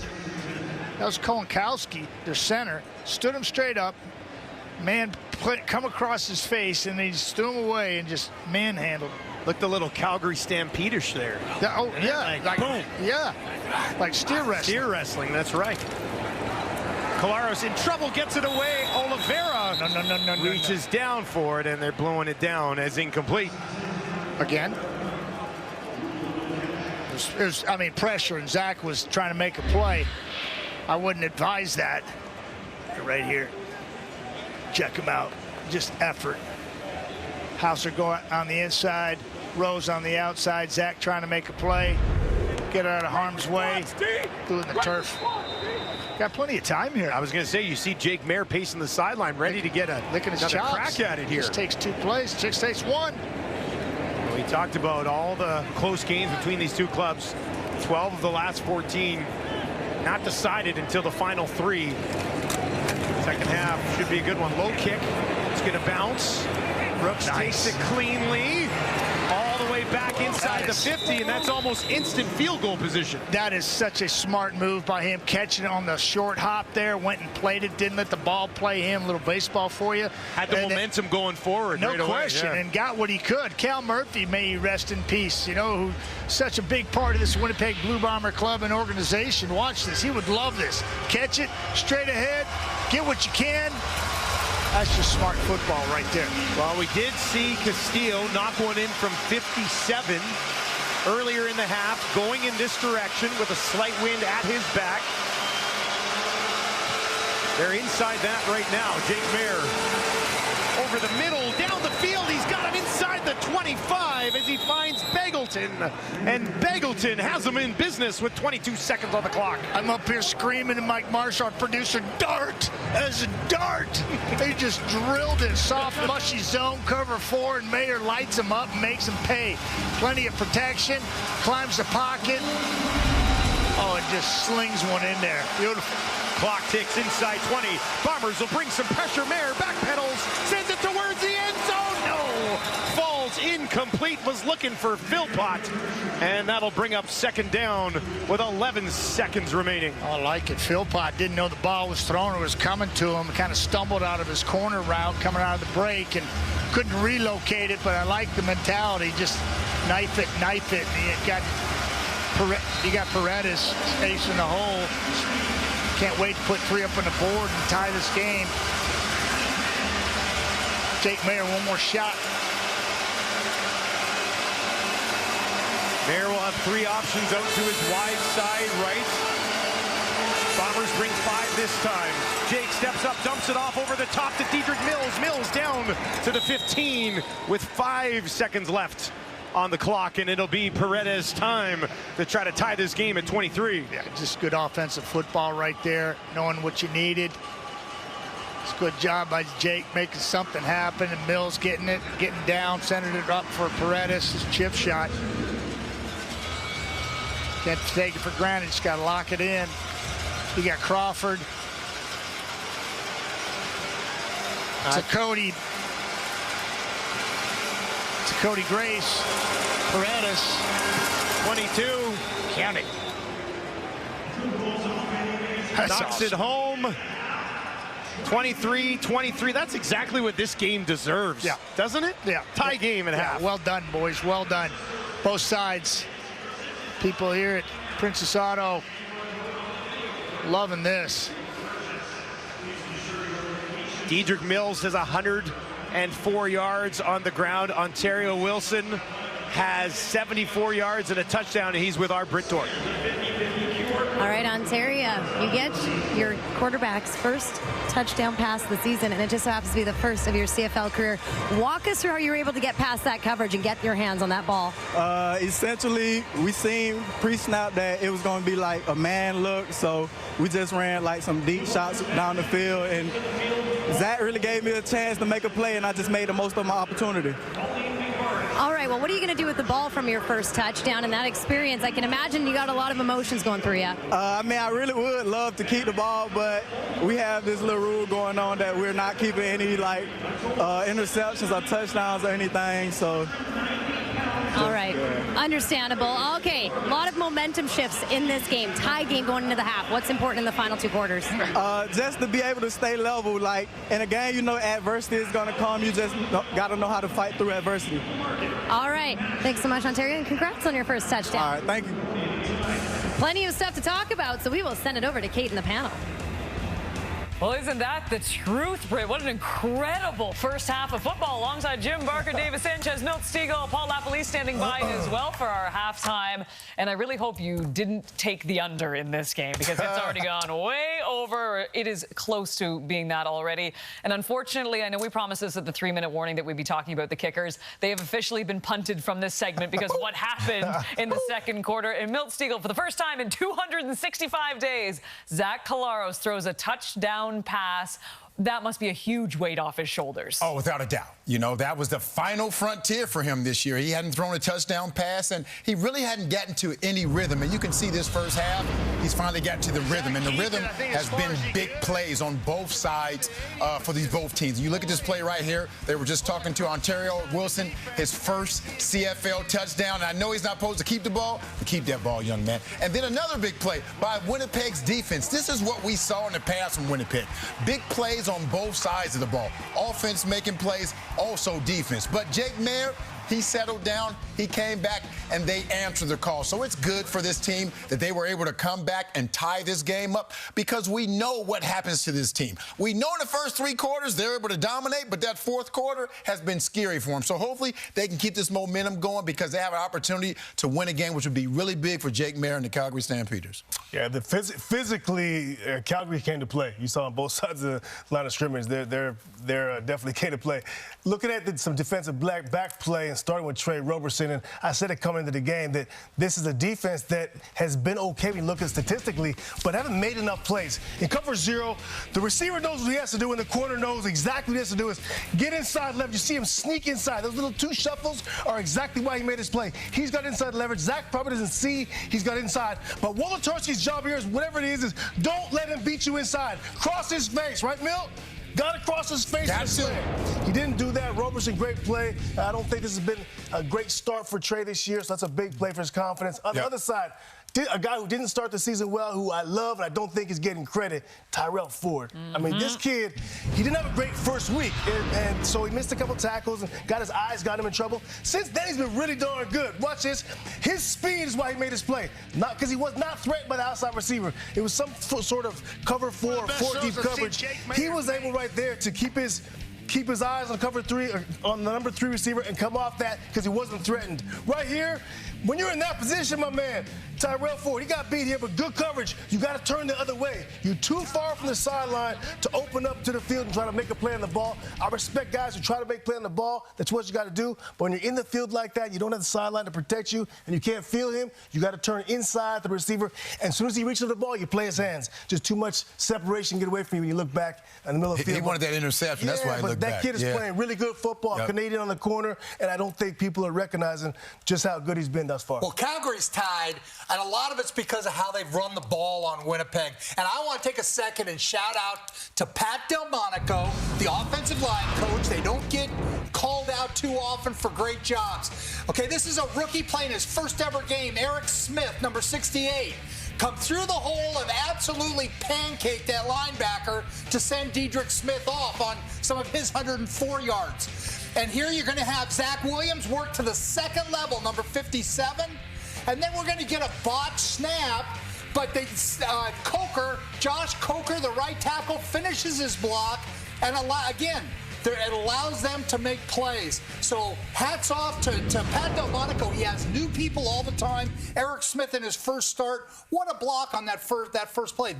Those are fun to watch to me. I mean, the passing stuff's good. Oh, but the O-line and Jim Barker. O-line schemes, oh my goodness, is it great. And let me give a shout out to the kickers. I know, Matt, I should have said something about it, because they're 6 for 6 in this first half. And those points are important. They're very important. You know what else is important? Digging up old memories. So that's what we do at the CFL on TSN. And John Perlberg got us a gem this evening. Let's look at Milt Stiegel on his senior year. Oh, there he's in the big screen. Goodness. Did you pick these glasses? Were you like, this is the look? I look good, didn't I? That sucker went to prom alone. All right, we got a second half of football coming up. 23 at the half. Lapo's next. That's not fair, Johnny P. No one warned me. I still look good. I had hair back then, it's too. Very fair. No wonder you're shaking off.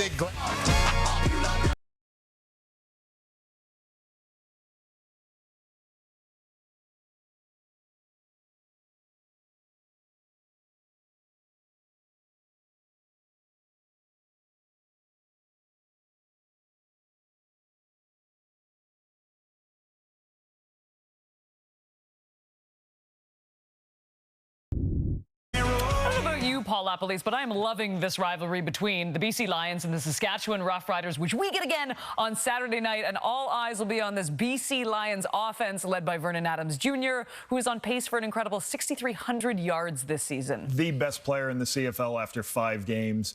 11 touchdowns, first in almost every category offensively. I love what he brings. His ability to throw the football has improved so much in the last 3 years. His ability to push the ball downfield, but he can also climb the pocket, use his legs when he needs to. He's first in the CFL in 350 yards passing a game, quarterback rating first. Now, the big thing is 169 passes without an interception, and that's going to be a very important thing as he goes ahead and faces the Saskatchewan Roughriders defense, Kate, who leads the Canadian Football League in takeaways with 14 takeaways, number one in the CFL in turnover margin. So this defense is what has brought this team to a 4-0 start. What has to happen? Jameer Thurman has been unbelievable, leads the CFL in takeaways. They've got to be careful on BC's side of not giving the ball up to this really talented defensive crew.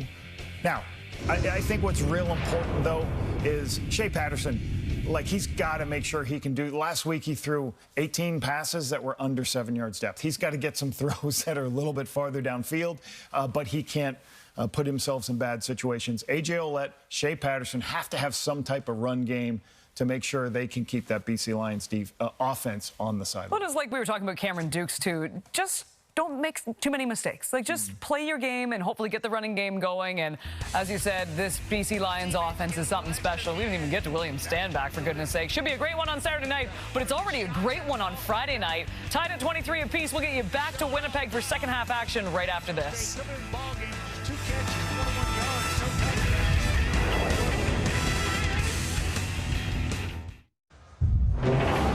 Right back at it. Friday night football again, baby. Well, we're all pumped up to party, and we're ready for the fight. Come on, kick back, relax, watching Friday night football. Boys, it's been back. The CFL football game is up for grabs. It's Friday night football tonight. We are tied at 23. Calgary with over 100 yards on the ground. A lot of those, of course, coming from Diedrich Mills. He's with Brickdorf.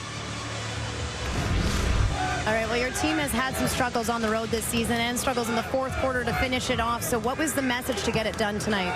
I mean, just come out and start fast, man. The coach told us, been telling us, preaching on us all week.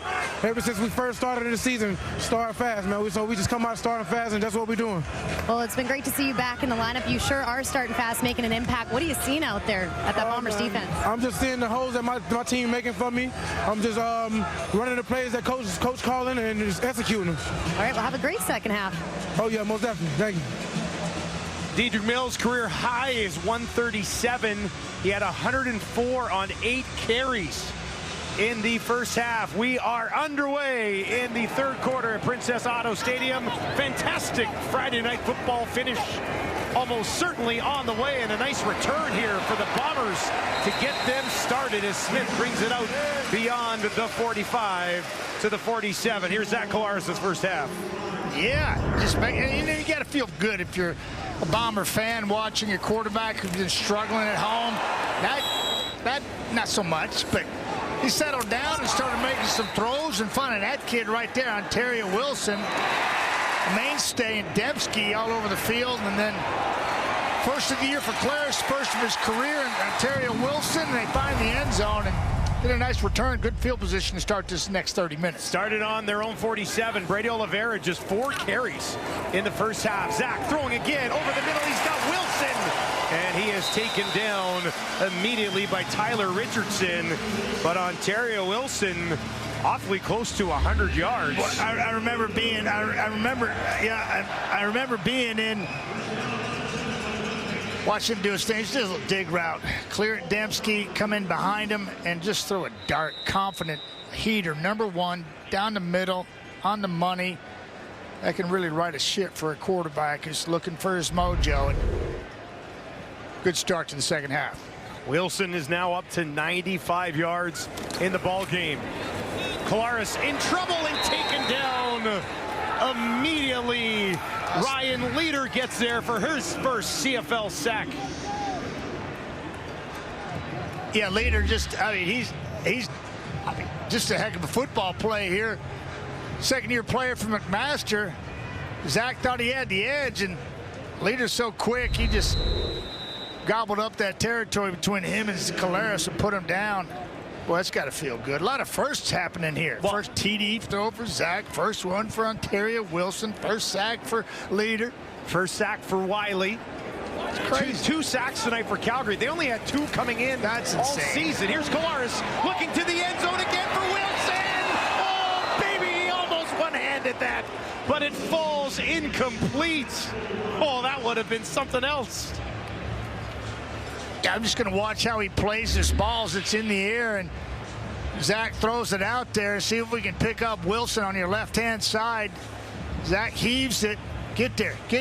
Two-handed. Ooh. I thought he might have been Superman in that one and putting 2 hands on it, but just a little too far out in front of Ontario Wilson. All right, they will roll out Castillo for a 54-yard attempt. Already hit one from 57 tonight. This one straight away to give Winnipeg the lead. Castillo, that is up, and it is wide. Wide right, brought out by Brooks. Brooks now all the way back to the 15. He's got a little bit of space on the near sideline. Cuts it back up. Ball pops out, and now the race for it at the 50. Holy smokes, we've picked up where we left off at the end of the first half here in the second, haven't we? Do not go anywhere. Castillo with the miss after hitting 15 in a row. Just wide. Streak over.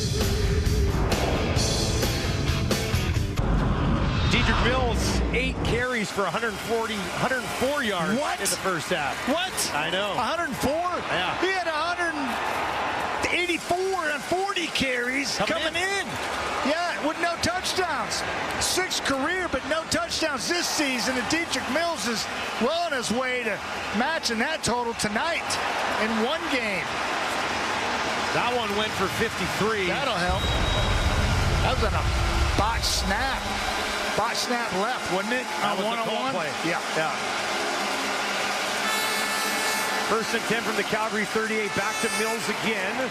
And Mills pushes it out. Gets close to half of what they need on first down. Yeah, you know, they're having success on the edge of that defense right there, and he presses it and bounces it, and then he makes a move on a DB coming up in secondary support, and this is Mills doing his thing. Press it, bounce it. You see the hook block right there by Smith, first-year player, playing left tackle, comes all the way over, hooks that edge, gives it to Mills, and Mills does the rest, picks you up about 6 yards. Smith starting at left tackle. We hadn't mentioned him yet, which means he's probably having a pretty solid night.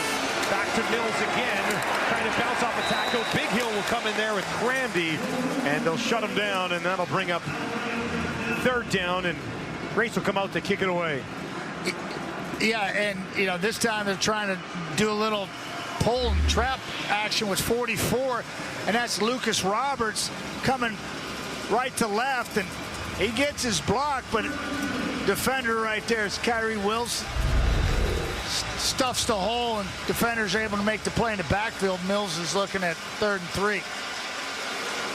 Grace stands on his own 30, ready to let it fly. Had an 81-yarder earlier in the season. This one is up. Smith, a few steps over to his left, takes it cleanly at the 16. A little slip, and he'll be taken down by Micah Tights. Fans are loving it because we got an excellent Friday night football cooking up here for you. A couple of haymakers in the first half. We'll take a look at them one more time. A little play fake. Good protection. Speed coming across the field. Ontario Wilson. Count it. First of his career. First of the season for Caleras. Beautiful play by your Dedrick Nichols. Undercuts a poor throw. Forced throw. Pick 6. Dedrick Nichols finding him. Double move. Terrell Ford peeking. Gets caught. Brooks. His first. Unbelievable first half. I'm talking haymakers one after another. Well-played football game. That all happened in the final 2 minutes and 31 seconds. No, it didn't. Of the half. It did, man. I looked it up. I confirmed it. Here's Wilson again. That'll put him over 100 yards for the first time in his CFL career. Yeah, you know, you sit down with people and Zoom calls, and you hope to ask the right questions, and just so happens we got Zach Collaros talking about this kid right there. Terry Wilson coming out, he's in a waggle position coming from depth. Number 80 catches a little hitch screen with people out in front, and he picks up a quick 9. Just find a way to get the ball in his hands. What you can do with playmakers, and they're finding out that he's one of them. You almost just see the confidence in his eyes when he got up from that last catch. You heard the clip earlier, and if you didn't, Zach Collaros said that his young receiver's got all the right tangibles. He works hard, and he's really trying to understand the game so that his raw ability and his natural speed can be seen out here, and we're seeing it come into play tonight for the first time. First down pickup with Brady Oliveira on his 5th carry of the ball game. Fresh set for Winnipeg. Looking to make it 2 wins in a row, working from their own 35. Calgary brings some heat. They'll get it away. Wilson again, wrapped up immediately. Tackle made by the rookie Tyler Richardson. Yeah, same blitz that you saw in the first half, and real quickly here, 1, 2, 3, 4, 5, 6, 7, they're coming. In a quick hitch right here, Zach gets it away. Last time he threw a slant that was undercut by Roberson and went back the other way. Here he's got a pickup of 9. So he went away from it. He went to the short side as opposed to the wide side this time, and that's the difference. 2nd and 1.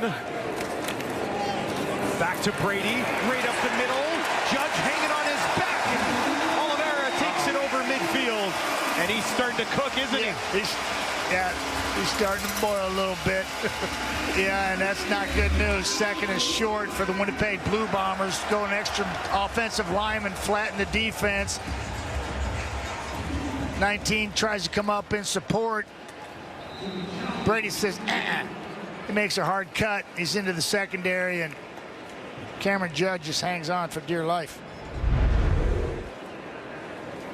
4th tackle of the game for number 4, Cam Judge. Now up to the Calgary 51. Back to Oliveira again. Look at this hole. He's got a first down, finally tripped up and taken down by Randall, but Brady Oliveira getting to eat here a little bit. Yeah, Malcolm Thompson, free safety, missed in the hole last time. Here he's going to come up into space with Brady Oliveira breaking into the secondary again. There's 19, and he just gets a leg, and that's not going to do it. And he knows it. Brady Oliveira feeling it right now. We saw it last week on those 23 carries for 129. Yeah, that's the Brady we know and love. Collaros back to his running back. This time he's tripped up after a couple of yards. Coatney there to grab an ankle. He's kind of a big boy himself down there, isn't he? Yep. The fact that Zach only missed a game after being blown up by a body like that, pretty impressive. Yeah, you know, I don't know what you call it, thorax, sternum, ribs. Is the thorax a part of the sternum? Maybe that's where we're getting confused. I'm not getting confused. I'm just having fun with it. Yeah. He got popped right in the middle of his gut. Out, 1 game, sore gut. Collaros, cheap shot towards the end zone. Intercepted on the far side. Roberson, his 2nd of the ball game, 3rd of the season, and the Stampeders take it away again. Yeah, this is Zach trying to squeeze a deep one in there. Roberson had his eyes to the game the whole time. He just falls back and feathers. Falls right underneath this and baits him for the 2nd of the game. Not on his watch. Trey Roberson getting it done. Yeah, watch Trey Roberson. He's right here, folks. Watch him just bait Zach Collaros in this deep corner route. He's looking at him. He knows he's not going to the hitch.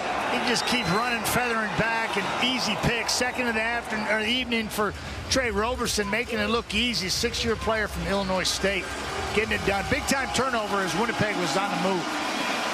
Yeah, it was a nice looking drive built around Brady Oliveira. Everything.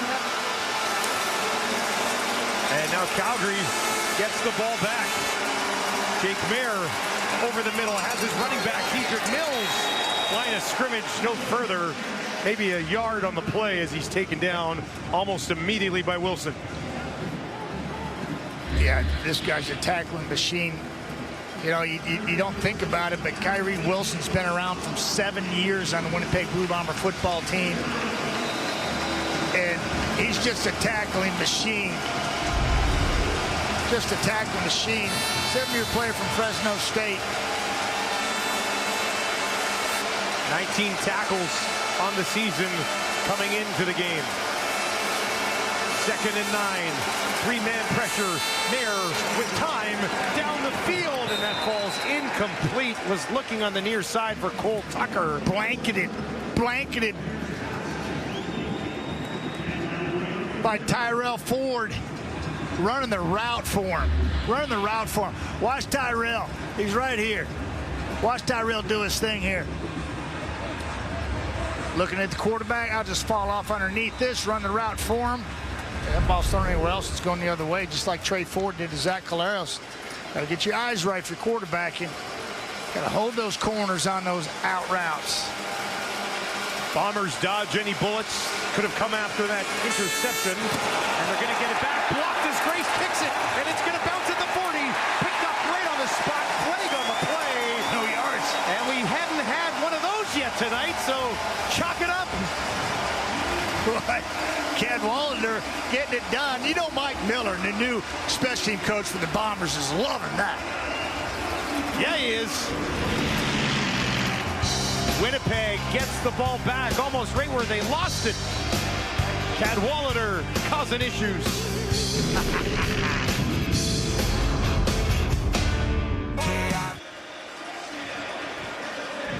Cadwalader getting it done. And you know, Mike Miller, his new special teams coach, is loving it. Untouched until late. He kind of gets thwarted offline a little bit, but there's Cody trying to get it off. Cody Grace has it partially blocked right there. Heck of an effort by Cadwalader, and then no yards to tack on 10 more. Right back to where they started a couple plays earlier when Zach Collaros threw a pick to Trey Roberson in the end zone. Yeah, they were on the 33 when he threw the interception, and they are smack dab on the 33 here right now again.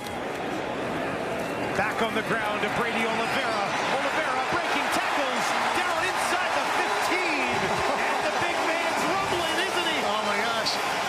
It's like, all right, Dietrich Mills, whatever you can do, I can do better. Let's go. Give me another shot at this. Just kind of hunting and pecking, getting the steam rolling, going. Just following his blocks. Lofton doing a great job just walling his man off, and that's Cameron Judge. He can't go around the big guy, and Brady Oliveira says thank you very much. Stanley Bryant getting some too. 20 yards in the first half for Brady Oliveira. 59 so far here in the third quarter. Back to him again. Why not? They wrap him up from behind, but not before he gets hauled down just shy of the 5. Yeah, Leader put in a tough spot right there. He's kind of in no man's land at the end of the line of scrimmage. He makes a nice play. Leader's right here, stand up, and bang, Zach can even push it. He's got to close quickly, which he does, and if he hadn't, you get a walk-in touchdown for Brady Oliveira. Heads-up play by Leader once again. Second-year player from McMaster getting it done. That's right. You make plays, we put you on camera, and that kid deserves it. That's a heck of a play in space against those two. Huh. You had to cover a lot of ground. 6 yards for Brady on that one. They'll go back to him again. Oliveira jump cutting his way down inside the 5. What a push from the big fellas on the line. You know, they got the tush push, when the quarterback sneak, Yeah. But, oftentimes we see that with Brady, where everybody and these big boys get behind him and they push Brady Oliveira. We got to get a name for that, because watch this unfold. We've seen a lot of this last year. The Bombers getting back to it the last couple of games. Now the big boys are coming in and they're just pushing forward. Getting a critical first down, 1st and goal on the 3.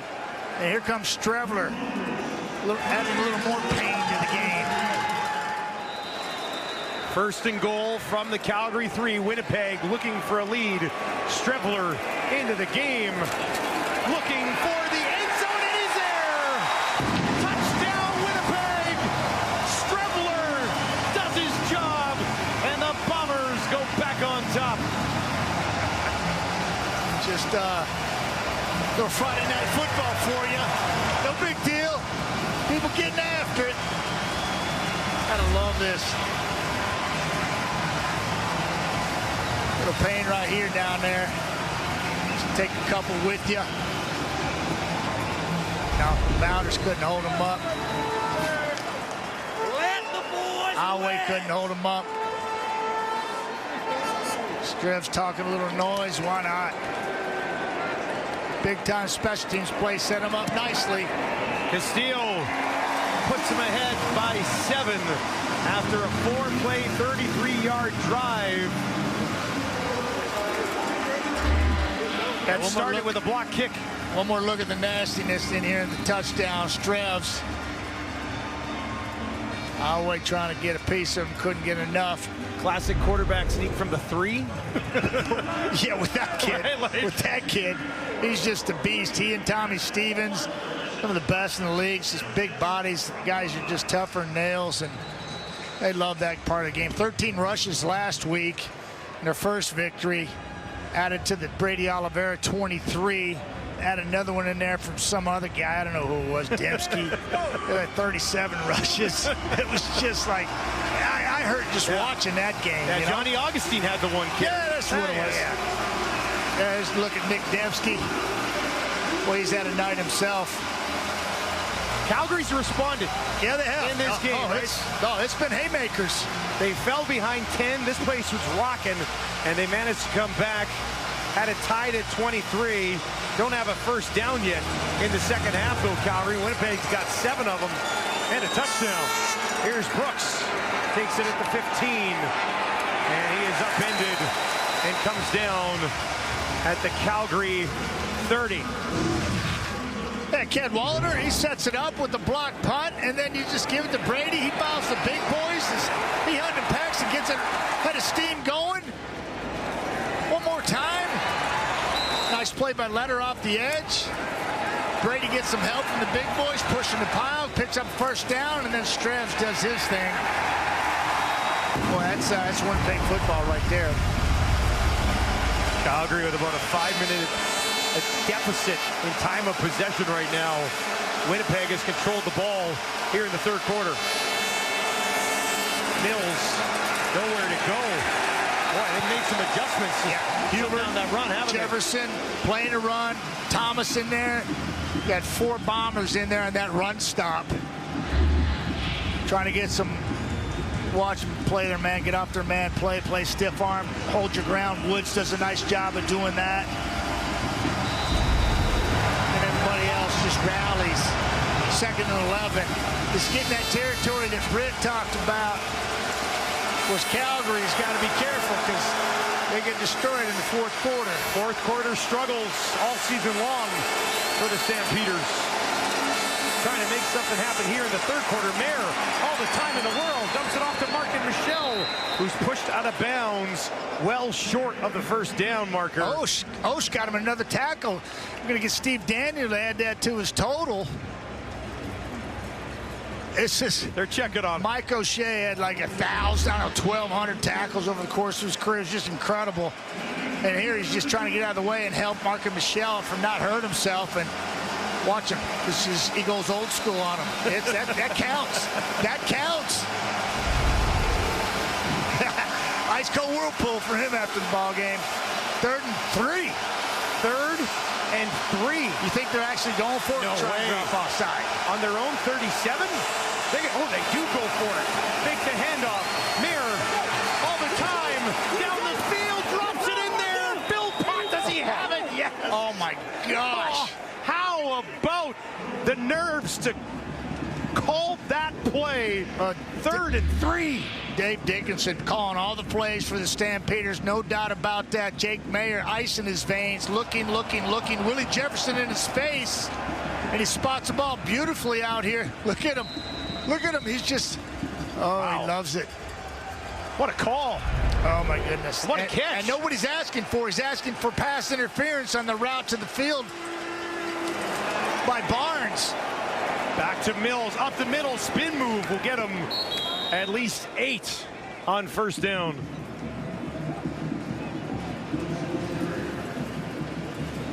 Yeah, so Dave Dickens hot on the collar on the sidelines there, and he's pointing to Clark Barnes on that third down gamble. And what happens is he's held. He's down on the bottom of your screen right here. Watch Barnesy. He's held here. That's pass interference. And Dickey's saying, come on. There, throwing again, this time over the middle. Nice move. Oh, yeah. Some work for Barnes down inside the 40 before Ford takes him down. And the Calgary Stampeders are marching their way back down the field. Get it up off the mat. They got knocked down, but it got up and started swinging again, and this is just beautiful. Mark Barnes feeling it. 12 catches coming in the game for 144. He's having an evening, too. Great move. Nice tackle by Ford. Well, this game's got everything. Jake Mayer over 200 yards passing as we get set for the final play of quarter number 3. A handoff to Mills straight ahead. And he was contained by Devin Adams rather quickly. And that'll bring up second down, which is where we'll start quarter number 4. You've been with us so far, no reason to leave. Great fourth quarter. On the way, Friday Night Football from Princess Auto Stadium in the Peg.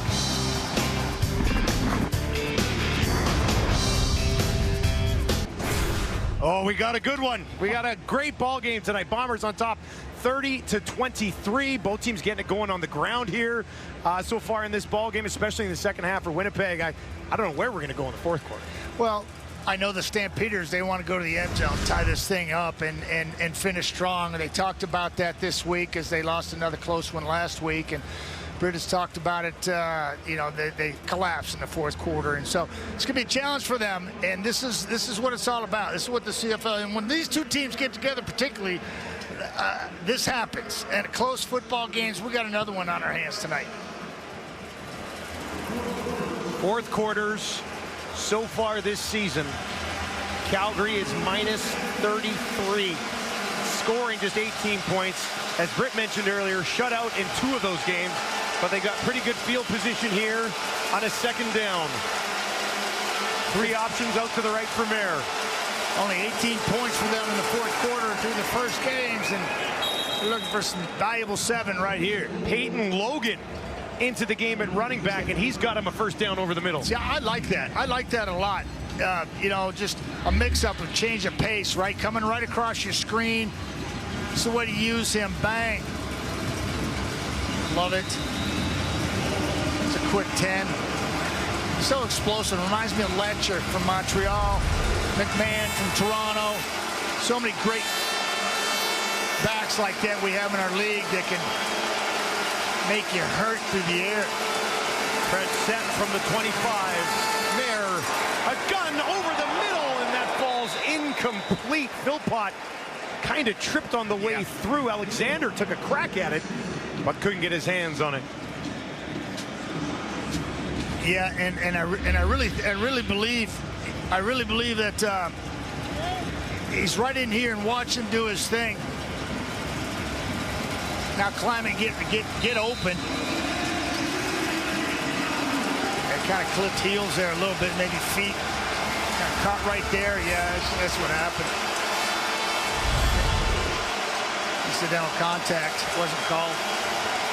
2nd and 10 for the Stampeders, trailing by 7. There, over the middle again, wide open. He's got a man down to the 10, to the 5, and no further. But it's Cole Tucker with a big one, and Calgary knocks on the door. Yeah, let's see if we can't get this kid right here. Check him out, see if we got him. Yeah, Cole Tucker, watch him.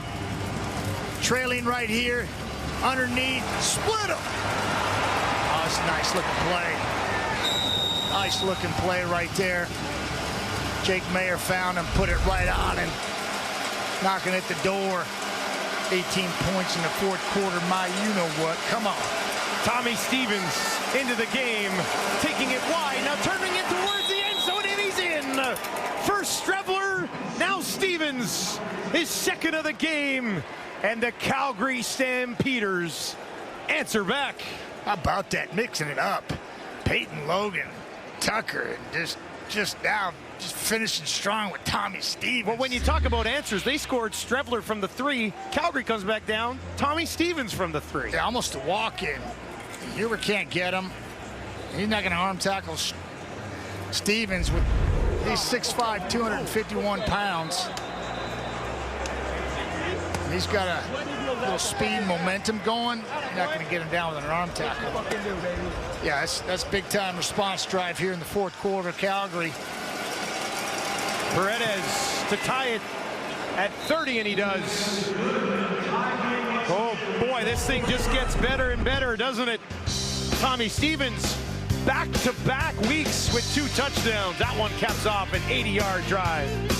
Don't flinch.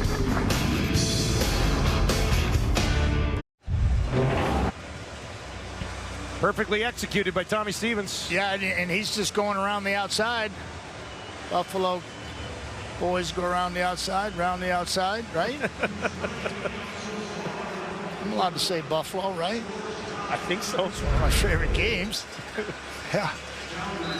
Look at that. This is the meeting of the minds right there. You got Matthew Schultz, you got Bagleton, you got Jake Mayer, and you got your head coach, your offensive coordinator, Dave Dickinson, Hall of Famer. Been there, done that, orchestrating that little meeting. Smith takes it at his own 15. Gets a block, back out to the 35, hangs on to the ball. Now let's take a look at this Calgary 10-play drive. And that seemed like it was almost instantaneous, but like you say, 10 plays. I mean, that was a 3rd and 3. It was almost a 2 and out. Yeah. Backed up. And then here it's Barnes. I mean, out and around. Great play getting up some yak. And then that's Logan come out of the backfield. And then, boom, darted into Tucker. Second-year player from Northern Illinois. Tommy Stevens finishes it. Zach gets the ball back. Over the middle. Wilson hangs on. What about that? Sticky. Zipped above his head. And he reaches up and grabs it. You keep making plays like that, you may get tagged with the nickname Sticky. That's a good nickname, actually. That is a sweet catch. Oh, yeah. Old Sticky Wilson. That's beautiful. I like it. Ontario's a pretty cool name, though. I mean, that's also that's cool a good name. Yeah. Ontario Wilson, Florida State, representing Seminole. 1st and 10 from the 49. Kolaris over the middle again. This time it's Wolotarski. And back-to-back first downs for the Buzzin' Bombers. Wolotarski saying, don't forget about me, Minnesota. From Florida to Minnesota, here we go. Light them up. There's Wolotarski. Do your thing. All day long. He sees it like a quarterback. He loved those receivers. Kolaris wasting no time, moving the ball quickly here. Now near side, Wilson again, and he's got it for another first down with his 9th catch of the ball game. Oh yeah, Wilson is just sweet route. Ball's not thrown properly. He watches adjustment. He makes a quick adjustment out of the break, pushes him out of his back pedal. Ball's thrown inside, plant, come back hard.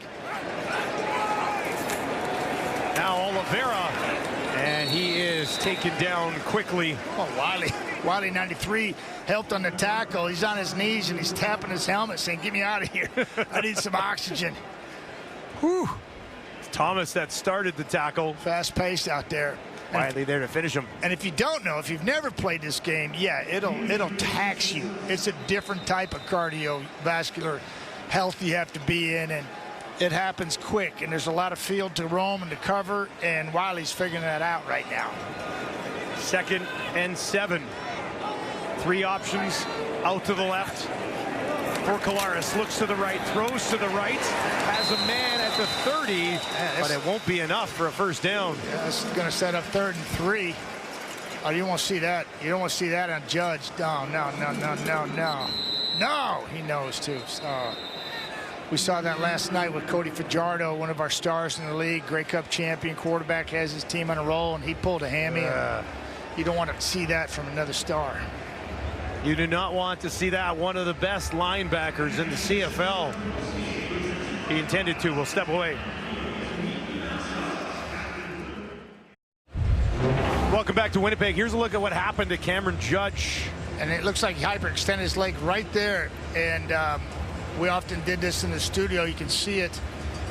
And we'd call on ourselves to diagnose. Right there, you saw it extend. It looked like it's PCL to me.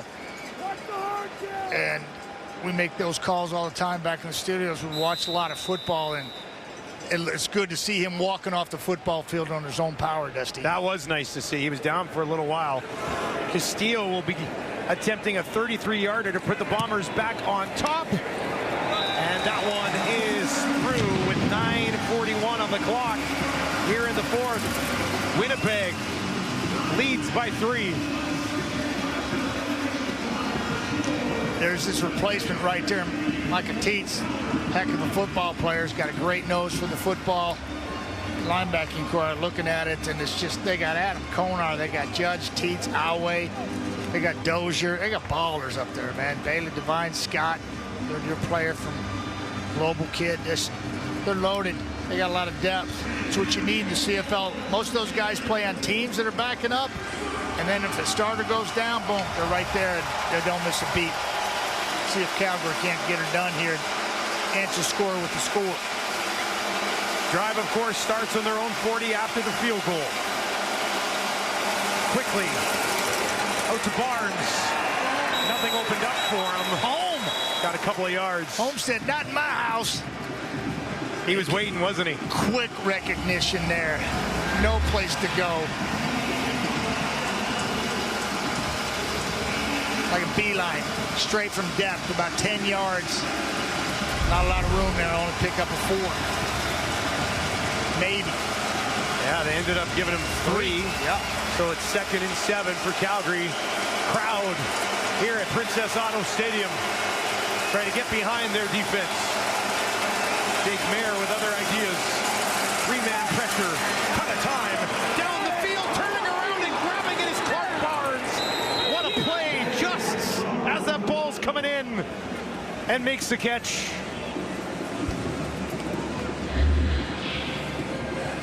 Yeah, we're talking about right here, and watch what he does.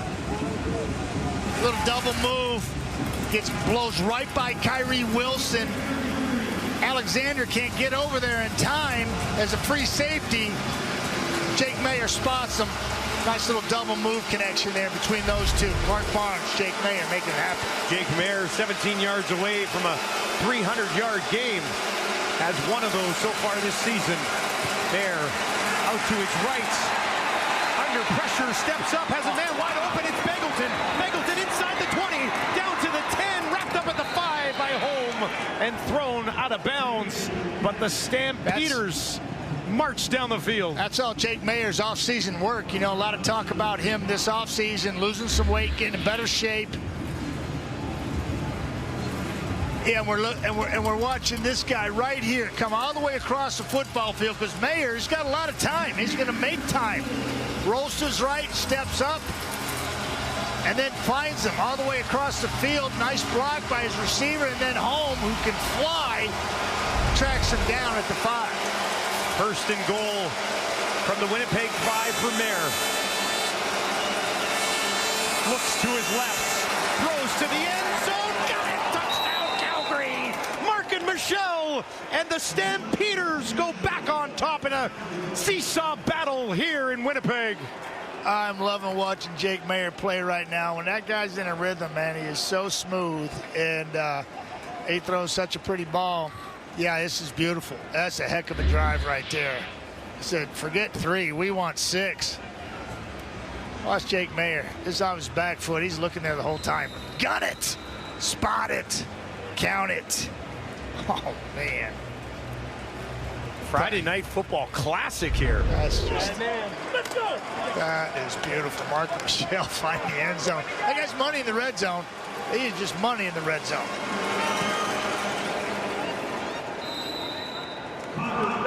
And that is knocked through as the Calgary Stampeders on top. Markin Michel has his 3rd touchdown of the season.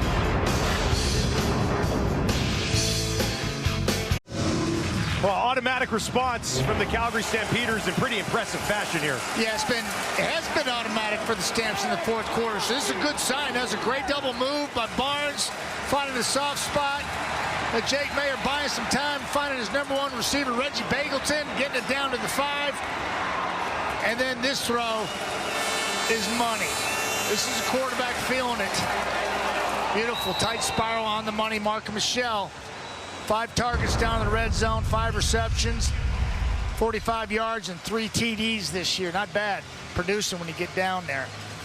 14 points in the fourth quarter for Calgary. Only had 18 in 4 quarters coming in. On the return, Augustine takes it out to the 30. Well, we've had a heck of a game so far here tonight. It's a nice way to start a special journey for one fan who's in the stands tonight. More on that. Let's send it down to Britt Dorp. Yeah, meet Chris Timofeychuk. He's looking to set the World Guinness record for fastest fan to make it to all 9 CFL stadiums. He's hoping to do it in 362.5 hours. The record was set last year by Bobby DeBow, who did it in 364 hours. So he will actually be sitting with him at tomorrow night's game. Massive CFL fan. He's been to 27 Grey Cups, and his earliest memory, the 1991 Grey Cup here in Winnipeg. And he says he remembers rushing the field with fans and celebrating with somebody in particular. Dustin, do you have a guess? I don't. No. No. No. Yes. Really? Yes. Oh, come on. Yes. Come on, Dusty.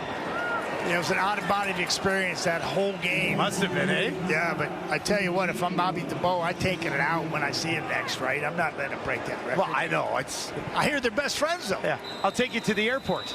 Right? Just kidding. Right? How about the points he's going to accumulate over the next 3 weeks? Colares, nice catch. Wilson again. There's Judge, who's back in the game. Oh, that's a little bit of a limp, but I mean, not that I don't want to see Micah Tights play ball because he's a heck of a ball player, but it's good to see that he's okay. I thought that Zach had Dembski down the rail, or excuse me, down the seam here right away. He chose it to dump it down. I think that was a design play the whole time, picking up 5, trying to get out of their own end, but he missed a big one there to Dembski. Wilson's got 10 catches for 140 yards and a touchdown. Feeling it. Just takes one time. Colares near side. Wolotarski was laying on the turf when that ball flew by him. Dozier, I don't know if Dozier got hands on him or if the turf monster got him. Wolotarski's. Yeah, we're going to take a look at it right here. He's going to be right here and run an out route. Dozier, the Sam linebackers on him, and right there, he just goes down like the turf monster got him. Better look at it. Dozier right there, number 3. Oh, their feet got tangled. Another incidental play there. Mike O'Shea has thrown his challenge flag. Yeah, you see their feet just get tangled as Wolotarski comes out of his break.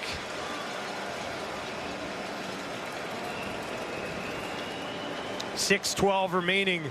Winnipeg is challenging that there's pass interference on the play. We'll review the play. Here in the fourth quarter. Obviously a big moment in this ball game. Yeah, it is. Yeah, you don't want 3rd and 6. You want opportunity to move the sticks here and get the ball out of your own end zone and keep the drive alive, score some points yourself. Command center goes to work. Yeah, it gives people time to relax, take a breath. No. Go get another cool one. This is going to be the most thrilling challenge we've ever had. Here's a look. Yeah, it looks like he had certainly a chance. Zach spotting the ball out there. Here it is. There we go. Dozier right there. Good looking coverage there. A little push off from Wolotarski. Then they kind of catch feet. Right foot and left foot. Yeah. All right. Let's get the ruling here. After review by the command center, we have accidental pass interference. Calgary number 3. To be a 10-yard penalty, automatic, first down. Yeah, Dave, he's not shy of showing his feelings. You know, he just likes to get it out. And, you know, that is accidental, that's for sure. Because their feet just kind of clipped. And Wolodarski, a little veteran move, a little push off with his left arm, right? I saw that to create separation. So the offense back out on the field here, avoiding what would have been a kick on 3rd and 6. You called it, Dusty. That's a big play. Big decision right there. Near side, back to Wilson for the 11th time in this ball game. And he bullies his way ahead for a Winnipeg first down before being finished off by Malcolm Thompson. And this is what Zach was referring to when he's saying the kid practices hard, tries to pick up everything, asks questions. He credits the veteran receivers for coaching this kid up, and he's playing fast this evening. Back to Wilson again. Steady diet of Ontario Wilson. I mean, he's now the Kenny Lawler, right? And Zach's found him a security blanket. And when you don't have Kenny Lawler, Buck Pierce is calling a great game, feeding him the rock because he's hot. You don't have Dalton Schoen. He's out for the year. Got to find somebody. Tonight it's Sticky Wilson. Brady Oliveira busted through a couple of tackles, and he's got a first down for the Bombers. 5 minutes to go here in the 4th quarter. This is Brady Oliveira time. This is when the Winnipeg Blue Bombers just churn it up, control the line of scrimmage. One first down after another. Typically 20 is toting the rock. For so many years, that was the recipe to seal teams away. Andrew Harrison, he passed the torch to this young man and hadn't missed a beat. They found their mojo last week against a tough, hard-nosed Ottawa team, and more of the same tonight against Calgary. Cam Judge back on the sidelines being tended to. They marked him just shy of the first down marker. That spot put the ball at the 43, so Strevler will come in on 3rd and inches. Oliveira and Dedrick Mills. I mean, outstanding 3rd inches is nothing for Mike O'Shea and Buck Pierce to call. Yeah, we're going for it. Dave Dickinson did it at 3rd and 3 in worse field position. That's true. He did. Strevler needs just a little bit. Pushing ahead. He's got enough. As we mentioned, he did not need much. Any sort of forward progress would have got the first down. He takes it out to the 45, and Collaros will trot back out onto the field. Yeah, everything's fine. Everything's good, you know, and the ball snapped, and then all heck breaks loose. And just try to get low and wedge it in there and keep moving your feet. Strev's a big body. He gets what he needs, largely due to the neutral zone, 1-yard rule we have in our CFL. Just over 4 minutes on the clock in what's just been an outstanding ball game here in Winnipeg. Pressure coming. Collaros takes a shot down the field. Ontario Wilson. Oh, he holds it in. Bobbled it a bit, but brought it back. Ooh-wee. Hey, I'd say he's found him another Kenny Lawler. I may be putting the cart before the horse, but this kid's having a night. Zach Collaros throws a dime. He says, hey, Jake, I got you. I got throwing darts for you. Calgary. Timeout. Calgary. Beautiful catch. Ridiculous. That's just great. Richardson in hot pursuit. He's going, dang, he's fast. I believe that catch puts him over 200 yards receiving in this ball game. It's too bad they're not allowing him to hang on to these footballs. First touchdown, over 200. That was insane. That was just, I mean, that's the way it's supposed to happen, right? The go route. About 39, 40 yards downfield, bang, ball's delivered, make the catch. Boy, they had flipped the field in a hurry. Who started this guy in fantasy tonight, eh? Be honest with me. If you're watching, did you? Yeah, right. Would have been a heck of a play. Let's hear it. 202 yards on 13 catches and a touchdown. Have a night, Sticky. And a new nickname. But a good one. I mean, I think that's a great nickname. I wouldn't mind it if I was a receiver. All the way down to the Calgary 23. Still got to finish the job here, though. 4 options out to the left for Collaros. They'll bring some heat. Gets it away over the middle. Wolodarski's got it down to the 10. First down, Bombers. Yeah, inside release. You got heat in the kitchen. Nobody's in the middle. Pretty easy. That's what you want to do. You want to find a soft spot. Right in here. Bang. Give it to him. That's football one-on-one, how to beat the blitz. Oliveira stands in behind Collaros. Zach to Dembski. Dembski to the end zone. Touchdown, Winnipeg. The Bombers bounce back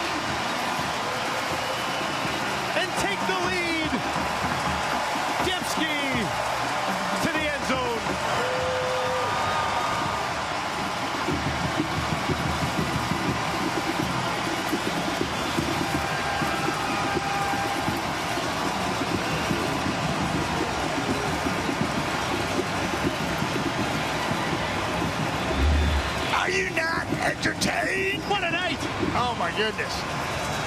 Got a little play fake, holds the defensive end. Dozier's in hot pursuit. He's trailing. There's no way he's catching 10 because that ball's put on the money. Zach Caleros delivers the mail, and Nick Dembski takes it home.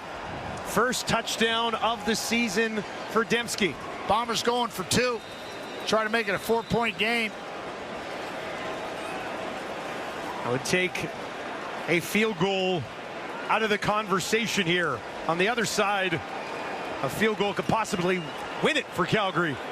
If they can't put it home, Kolaris dumps it over to Dembski again. There it is! Give him 2! 41-37. Bombers on top. Same play, different design. A little smoke and mirrors with different numbers. Play fake on the inside. Dembski comes out once again. Watch the play fake. There it is again. Dembski coming across the field. This time 27, a little rub route. Gets some rub. 27's in hot pursuit. Zach lifts it this time. Can't dart it in there. It could be undercut. So he throws it over the top. Makes it a 4-point game. 41-37. Oh, my goodness. Hang on.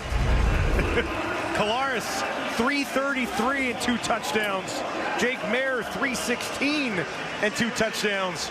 And there's still 3:06 remaining in this football game.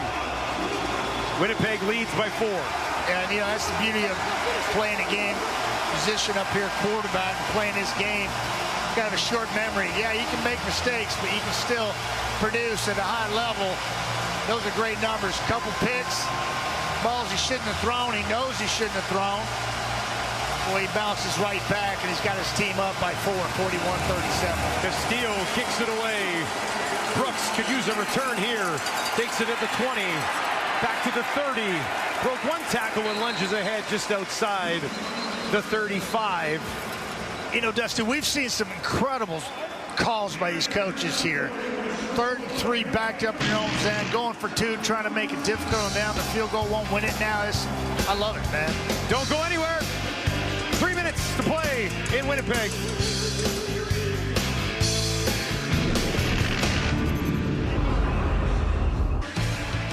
Well, if you love this game, how about another? This is a big one, little watermelon smash, right? Why not? Week 16 continues tomorrow night. The league's last unbeaten team, the Riders, head to BC to take on the Lions. Tune in at 7 Eastern, 4 Pacific, only on TSN. I know the Riders are unbeaten, but that's a big test for them. Without Trevor Harris, on the road, well, Gates BC. I thought the same thing last week. Good point. And they got it done. Yeah. Jake Mayer, 7 career game-winning drives. They'll start it on the ground with Mills pushing ahead. And he gets a nice chunk on first down with 2:45 on the clock.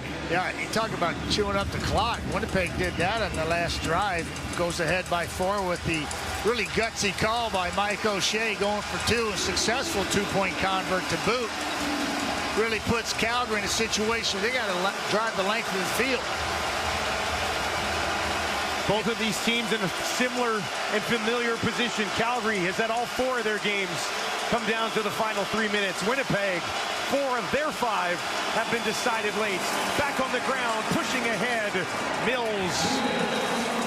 This will depend on the spot, but it's going to be very close, and they're going to give him a first down. I didn't think he crossed the 45, but they gave him the 47. Look at it from the high end zone. Oh, yeah. Got the 46 at least, didn't he? Yeah, but they gave him 46 and a half. Decent spot. Doesn't matter. We're moving on. 131 yards for Mills, 6 shy of a career best. Mayer takes it to his left. Now he's in trouble and he's taken down. Jake Mayer, hammered by Thomas. Oh, man. Jake Thomas gets his 32nd of his career. Let's watch the big boy do his thing right there. Double team, keep working, double team, get some. First sack of the night for the Bombers. Just the 3rd that Calgary's given up all season. 2 down territory here for sure. 2nd and 17. Winnipeg crowd rising up here. Don't need it all, just a little bit. Gonna look for all of it to Philpott. And that one incomplete, brings up 3rd and long. I think they're going to punt it here and try to get the ball back. Mark Killam's sending out his punting unit. They are. Mark Killam's been with the club for a long time. He's their special teams coordinator. Been there a long time, probably one of the most veteran special teams coordinators in the league. Assistant head coach, the Calgary Stampeders as well. That's how well liked he is in that organization. Here's a strength and conditioning coach, started out and he's working his way all the way to that point. He's got his team out there now. Cody Grace got to get a nice one off here. Grace takes it, kicks it away. Backs up Smith inside the 15. Smith taken down at about the 23 with 1:25 on the clock. Calgary does have a timeout. Yeah, Cody Grace pounded that one. See these guys work their magic on teams. Stay in your lanes, collapse, and just kind of hang on. That's Crawford getting down there. The deep snapper, Aaron Crawford. We got a couple of the best in the game tonight. Mike Benson from Winnipeg, Aaron Crawford from Calgary. 2 11-year players, one from Acadia, the other one from St. Mary's, doing their thing.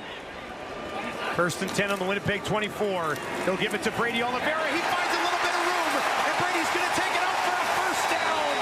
Oh, Brady Oliveira, a backbreaker against the Stampeders. Oh, man. Brady just blood in the water on Shark Week. Why not? Pound it, find a hole, exploit it, get off of me. Oh, man, that's what everybody wanted to see here at Princess Auto Stadium. This kind of football, this kind of game. Calgary trying to get a turnover here. Got to be playing the ball. Be disruptive, fly around, make it happen, suck it up. Back-to-back 100-yard games for Brady Oliveira. They give it to him again, and this time he's tripped up, taken down for a loss of 1. Mike Rose, Letter again. Calgary. Yeah, that's Mike Rose and Letter just clogging it up, nowhere to run. No Cam Judge out there for Calgary. Certainly a guy they'd miss in this situation. Yeah, Micah Tights right there in the middle. So there's the timeout with 55 seconds on the clock. Reggie Baylor's tight.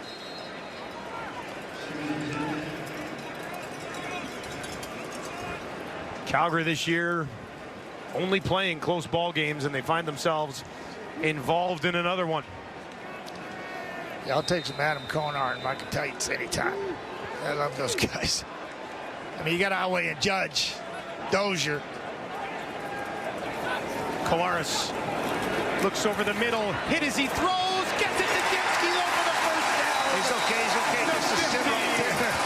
And that'll almost do it with 49 seconds on the clock and a fresh set of downs for the Bombers. Yeah, you got to hang in there, throwing deep balls oftentimes, and then even on this one, pressure in your face. Watch Zach Caleros coming off the edge. Bang! Yeah, that man went low.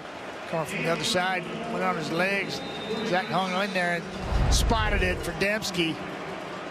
45 seconds. Should be 3 kneel downs and you're good to go. 344 yards through the air. Leads to a couple of kneel downs at the end of the game for Zach Kolaris. Dusty, I'll say this. They got the job tonight against the Western opponent, the Calgary Stampeders, first on the list of week 6. Next week, they got at Saskatchewan. Week after that, at Toronto. Week 9, BC at home. Then they got a bye week. They run the gamut. They're looking at 5 and 4 and saying, yeah, don't count us out.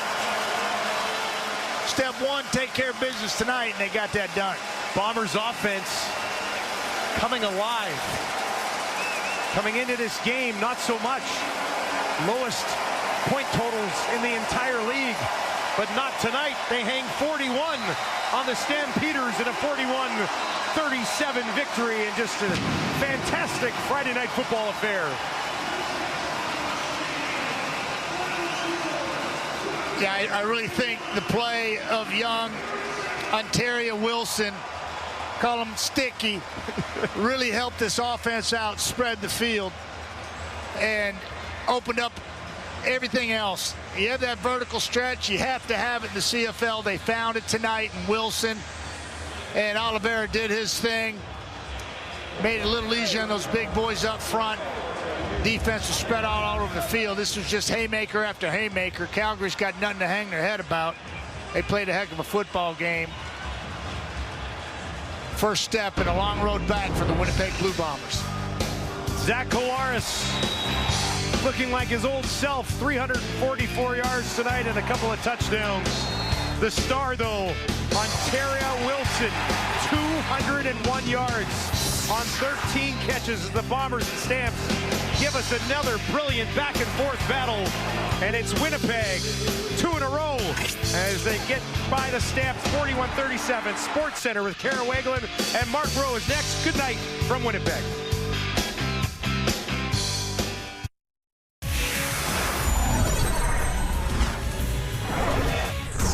Hi, everyone. Welcome to Sports Center. I'm Mark. She's Kara. What a game in Winnipeg tonight. Hope you took the over. Unbelievable.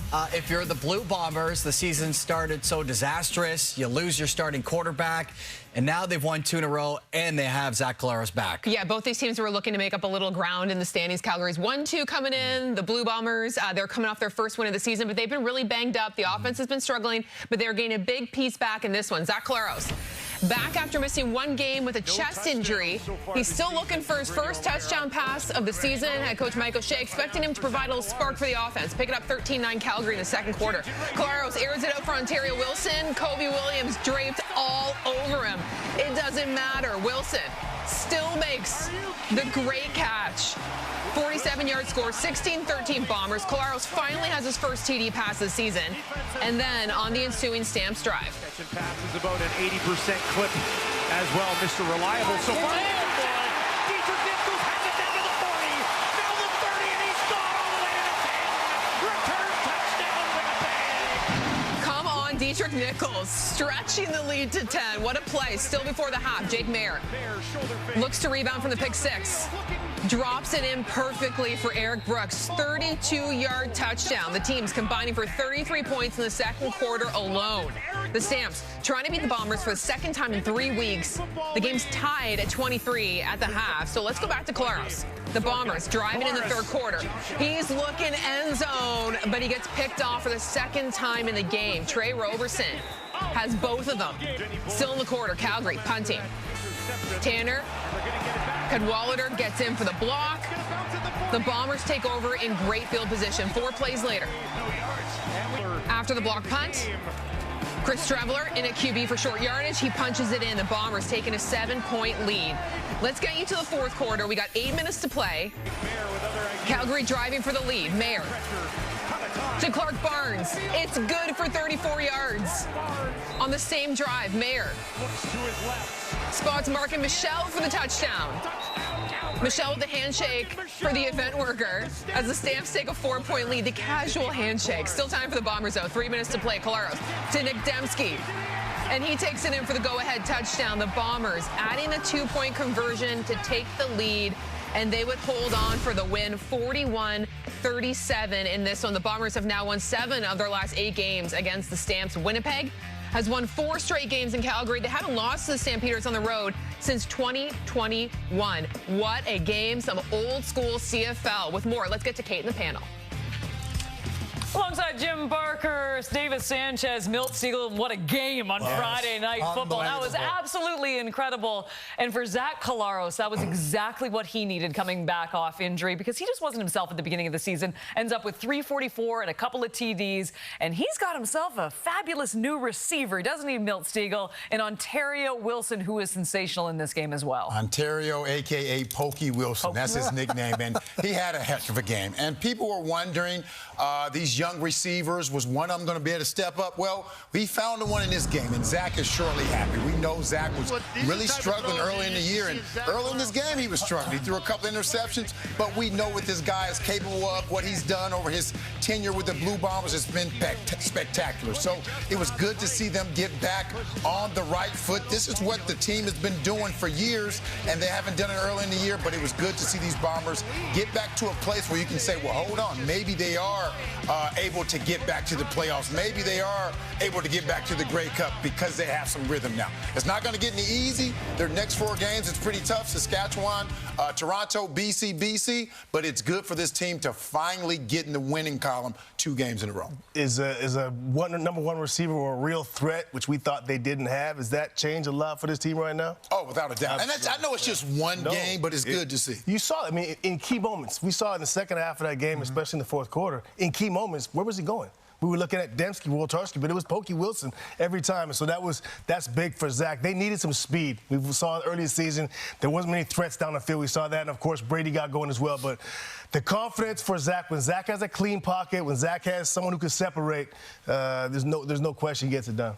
But the calls by Mike O'Shea in that last 2 minutes, first they score a touchdown and make it 39-37, and you figure they're going to kick it so that a field goal would send it to overtime. Yeah. They don't. They go for 2 because in the first game they lost by 3. Right. This gives them the tiebreaker, and they're in a battle. Both teams are 2 and 4 now. Calgary won the first game. Yeah. So he goes for 2 and gets it, and then he has a 2nd and 10 with 40, 50 seconds left. You think he's going to run the ball so that they punt it with 30 seconds left. He doesn't do that. He throws it, completes it, and hats off. When you got a team that's 1 and 4, you're playing at home, those are the kind of decisions that make head coaches great, and Mike O'Shea was great tonight. Yeah, those fans are having a pretty good time in Winnipeg on a Friday night. Oh, good for Winnipeg, too, because this schedule isn't easy. They got the Riders, the Argos, the Lions. Yeah. So this one, critical right now. Winnipeg back on the right track as we send it back to Sports Center. All right, following his 201-yard receiving performance with Britt Dort, here's Ontario Wilson. Ontario, over 200 yards for yourself tonight, including that amazing touchdown in the first half. How are you feeling after that performance? It just feels amazing to go out and be able to make plays for my teammates like that and just put them on my back. Zach told us that, hey, this rookie coming into the league knows what he's doing. When he finds his footing, you better look out. How's it feel to know you have the confidence of your quarterback in you? With 6 games being under my belt, I feel like I've got comfortable with Zach and just catching and throwing the ball. So it's just the starting point. It's plenty more to come.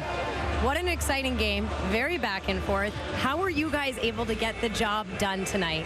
Well, our motto today was just to be consistent and own the ball. So we was trying not to turn the ball over any and just take advantage of all our opportunities. Well, I know you talked about not being able to keep the ball from your first touchdown, but I'm going to go ahead and say it. I think you deserve the game ball tonight. I hope so. It'll be a blessing to have it. All right, well, congrats on the win and congrats on that performance. All right, thank you. And now let's get to your winning quarterback, Zach Collaros. Zach, a lot to say about that game. You get your first win as a starting quarterback in this season here. Tell me how you guys were able to put it away. Yeah, we shot ourselves in the foot there a couple times. I led the charge in doing that, but, we never gave up. Our defense kept us in it with turnovers and a heck of a stop there at the end. Serge was great all night, and we did enough on offense. Really happy for this. Talk to me about the decision to go for 2 late there to try to put it away. I thought it was a great move.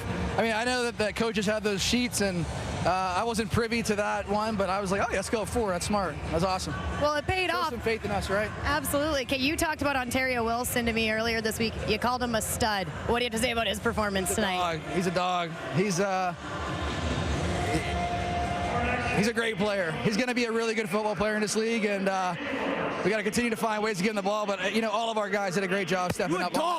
You're a dog! Well, there you have it. Congrats on the win and keeping the win streak alive. Thanks, Britt. Take care.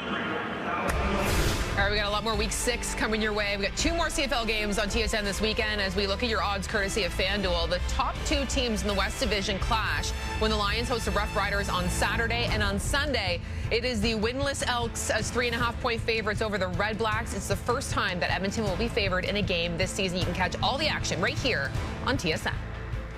Go back to Winnipeg and new on SC. Here's Brady Oliveira with Britt Dort. Brady, I don't know what you can say about that game. Back and forth, it had everything. How were you guys able to put it away tonight? Battle. Our team came out here, and again, the message was, whatever it takes, let's keep this thing rolling. Good performance last week, but that was last week. What are we going to do this weekend? We came out firing. It was a battle. It was a hot one today, but it just feels even that much better when, all 3 phases are going out there and battling, and Zach out there slinging it. Good to see Pokey, get his first touchdown in the league. Everyone just making plays. Good to see Dembski back out there, doing his thing. It was good. It was good. Well, I'm going to make you talk about yourself. 109 yards on the ground for you tonight. How were you able to get past that Stamps defense? My offensive line, the receivers, doing their thing, walking downfield, but, all credit to my offensive line. I'm just using my eyes back there, my vision, and they're doing the hard part, and they're letting me get to the second level. So, all credit to my offensive line. We're going to continue to, keep this thing rolling, work throughout the week, grind, embrace it, and just come out here on game day and execute. Well, thanks so much, Brady, and congrats. Enjoy the win. Thanks, Britt.